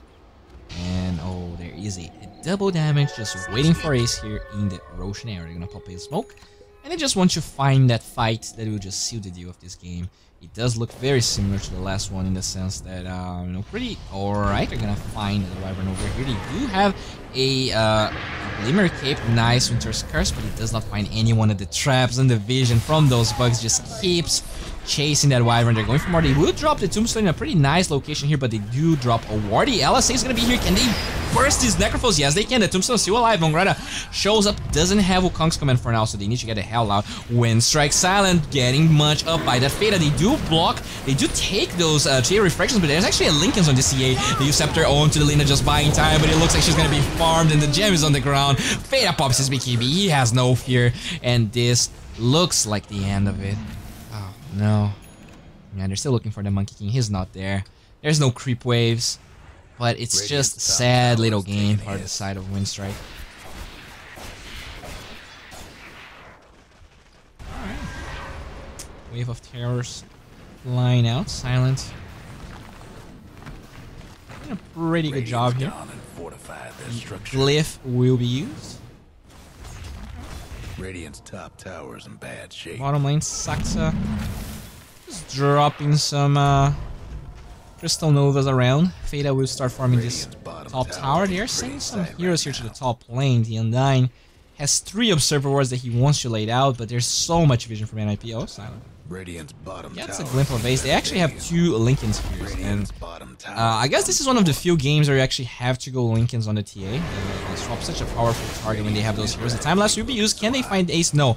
He disjoints that magic missile, and in the bottom lane, Fada is just getting that tower by himself. Can they at least get some bounties? They will find one. Silent finally munches on some of that free gold from Ice Frog. Iceberg with that Shadow Blade just pushes that lane, but a lot of damage here for free. They don't find any kills onto that bug. And now Undyne just trying to drop some wards, has that smoke that he popped, but he's gonna find something more. Oh, wait, actually? Oh, Veda does not find him. Pretty lucky. We dropped his ward as well. Mid lane. Oh boy, Non-Grata, where is your Wukong's command is gonna be there? Iceberg took so much damage, and it looks like the Laguna Blade didn't do anything. They're trying to go for the Marshall. Crystal made a nice swap back here. Ace just uses that Tsukuchi away. Can they get LC? Yes, they can. They need more damage. The Reaper side will be used onto Silence, so that's a 2-for-2. Very surprising that we're able to get so much here. Just taking a beating from that Vengeful Spirit. A lot of damage when you heal the... Now, the Monkey King doesn't have that out anymore. They're gonna be forced to pop the glyph onto the Dire side, interestingly enough. It looks like they don't want to lose those barracks. Look at the blink here. Iceberg needs to disengage. Will pop the BKB onto Fada, and now they just keep focusing the tier 3s. It looks like Valior doesn't have the Winter Scarce for 40 seconds. How can they hold this last line of barracks? There is buyback onto the Venge, and they might be forced to use it. There's 2 catapults just hitting at them, and they need to stop it. Alright, it looks like NIP had enough, and they will disengage. Roshan is actually alive in 45 seconds, and if they lose this fight, you know, Roshan's a very important objective that they can definitely take. They have this Monkey King, they have the Vengeful Spirit, and the Tombstone, so pretty easy for them to just go there.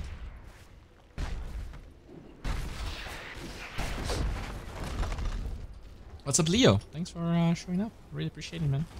Iceberg, level 21. Not really sure I'm showing levels there. Let's show net worth. And it looks like in terms of... I mean, Iceberg is the 3rd one in net worth, but look at the difference between TA and the Shadow Fiend. And I think the difference between TA and Shadow Fiend is that they... the TA is easy. I think it's just easier to play TA in this patch. Whereas the Shadow Fiend... Oh, hello. Iceberg will find a Crystal Maiden. Quick TP here from the Weaver, but it doesn't look like Ace will be there in time. They do find 1 kill, and Roshan is up. This does open up Roshan for both teams. Let's see. Okay, the Radiance can get used, and it will clip the bug. In fact, they have vision of that said bug. Ace commits the bugs because he had vision from this ward. Now in the mid lane, it looks like Fada will try and jump Valior. Pops the Glimmer Cape, and this will be the end of the engagement in the top lane. Oh, hello, Twin Protector.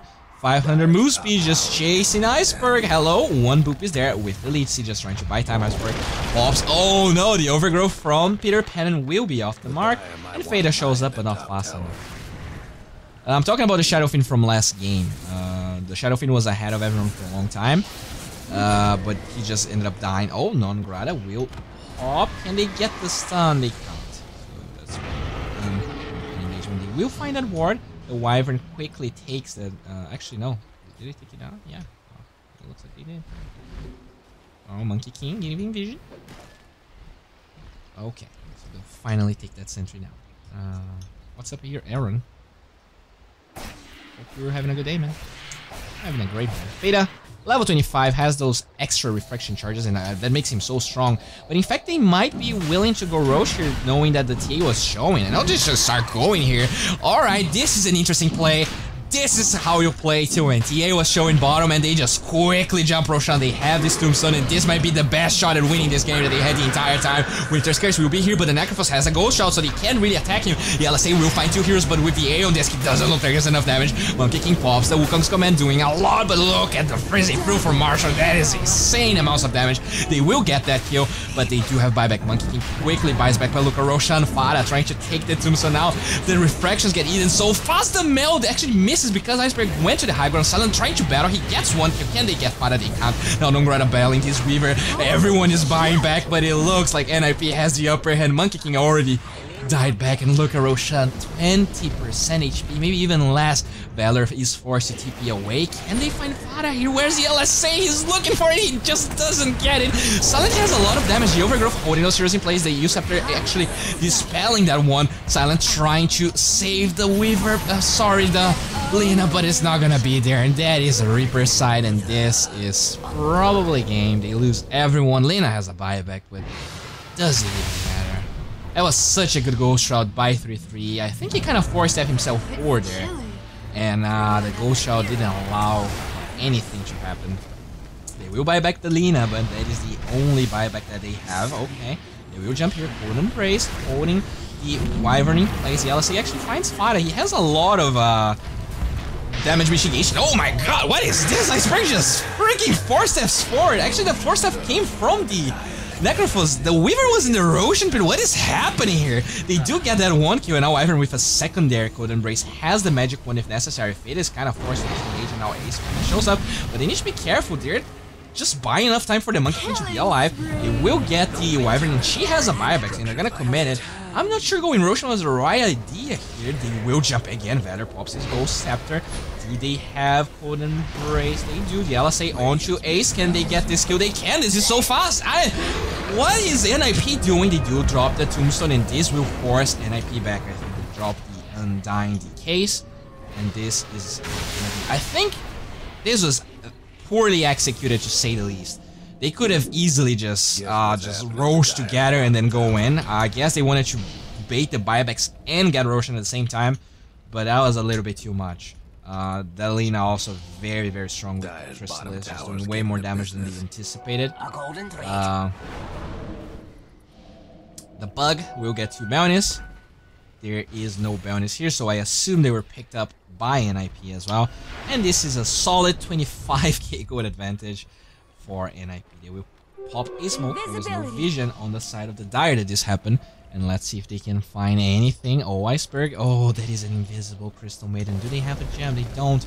They're gonna drop a ward here. Okay, they know about this happening. And the Undying needs to be so careful.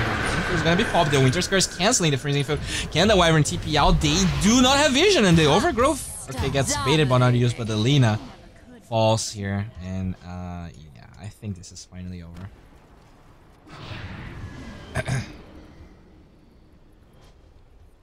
Alright, I think this might be over. Veda with the BKB Daedalus. What do they have here? They have Wukong's Command. They don't have the Winter Scarce. 53 seconds without that skill.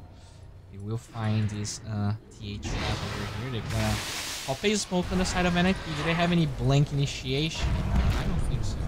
They're gonna drop a TH trap here, revealing Adventure Spirit. And now it's all on Winstrike to defend this. They do not have a glyph, and it's actually a pause. Ooh. Ooh. Sorry, lag. Oh. I'm eating popcorn here. Alright, the goal lies out. Let's see. They can find the perfect Nether Swap. They can find the perfect Wukong's Command. The Ghost Scepter is gonna be popped. There's actually a Ghost Scepter onto that Monkey King. This is so hard to watch. Now they will drop the Tombstone. They will drop the Wukong's Command, just trying to buy time to Protector and disengaging. Will commit the Overgrowth. Actually only hits the Monkey King, and the entirety of NIP will disengage. But they have to buy 60 more seconds if they want to win this. They actually trying to jump Fada here, but he has BKB on cooldown. The Reaper side first onto the Monkey King. He's dead with no buyback there. Oh my lord, the right clicks from that Weaver are so strong. And now the Necrophos, yeah, that's G. And the Winter Scarce finally used to find a Crystal Maiden. But that's it. Your laning stage, pretty on point, I have to say. In terms of picks, some questionable picks. This Monkey King, for instance, not a fan. But yeah, it just looks like NIP had controlled the entire game, getting pretty much every single bounty. And yeah. Alright, so yeah, I guess that's it. I might cast another game. I'm just not sure yet. But from this tournament, this is the last one. Thanks for watching, guys. If you have any messages, anything you want to say, any feedback on my casting, I would love to hear it. I'm gonna give you guys some extra minutes. I'm gonna also give you guys some royalty-free music, which is what everyone wants, right? Yes, I know. What the hell? Yo, my computer is just... Please, can you... Oh, alright. Okay. Nice casting, brother. Plus a lot of wasted rotation. Okay, your play-by-play during the Roshan fight. Was it bad or was it good?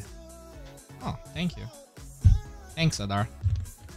Still need a lot. I still like mishold a lot of spells. And I think it's just that, you know, I'm solo casting. So sometimes I'm not sure if I should just like use silence or if I should keep talking the entire time to make it entertaining. Yeah, thanks everyone. Really appreciate all of you. And hopefully the mic's gonna be better. I don't know why it happens sometimes.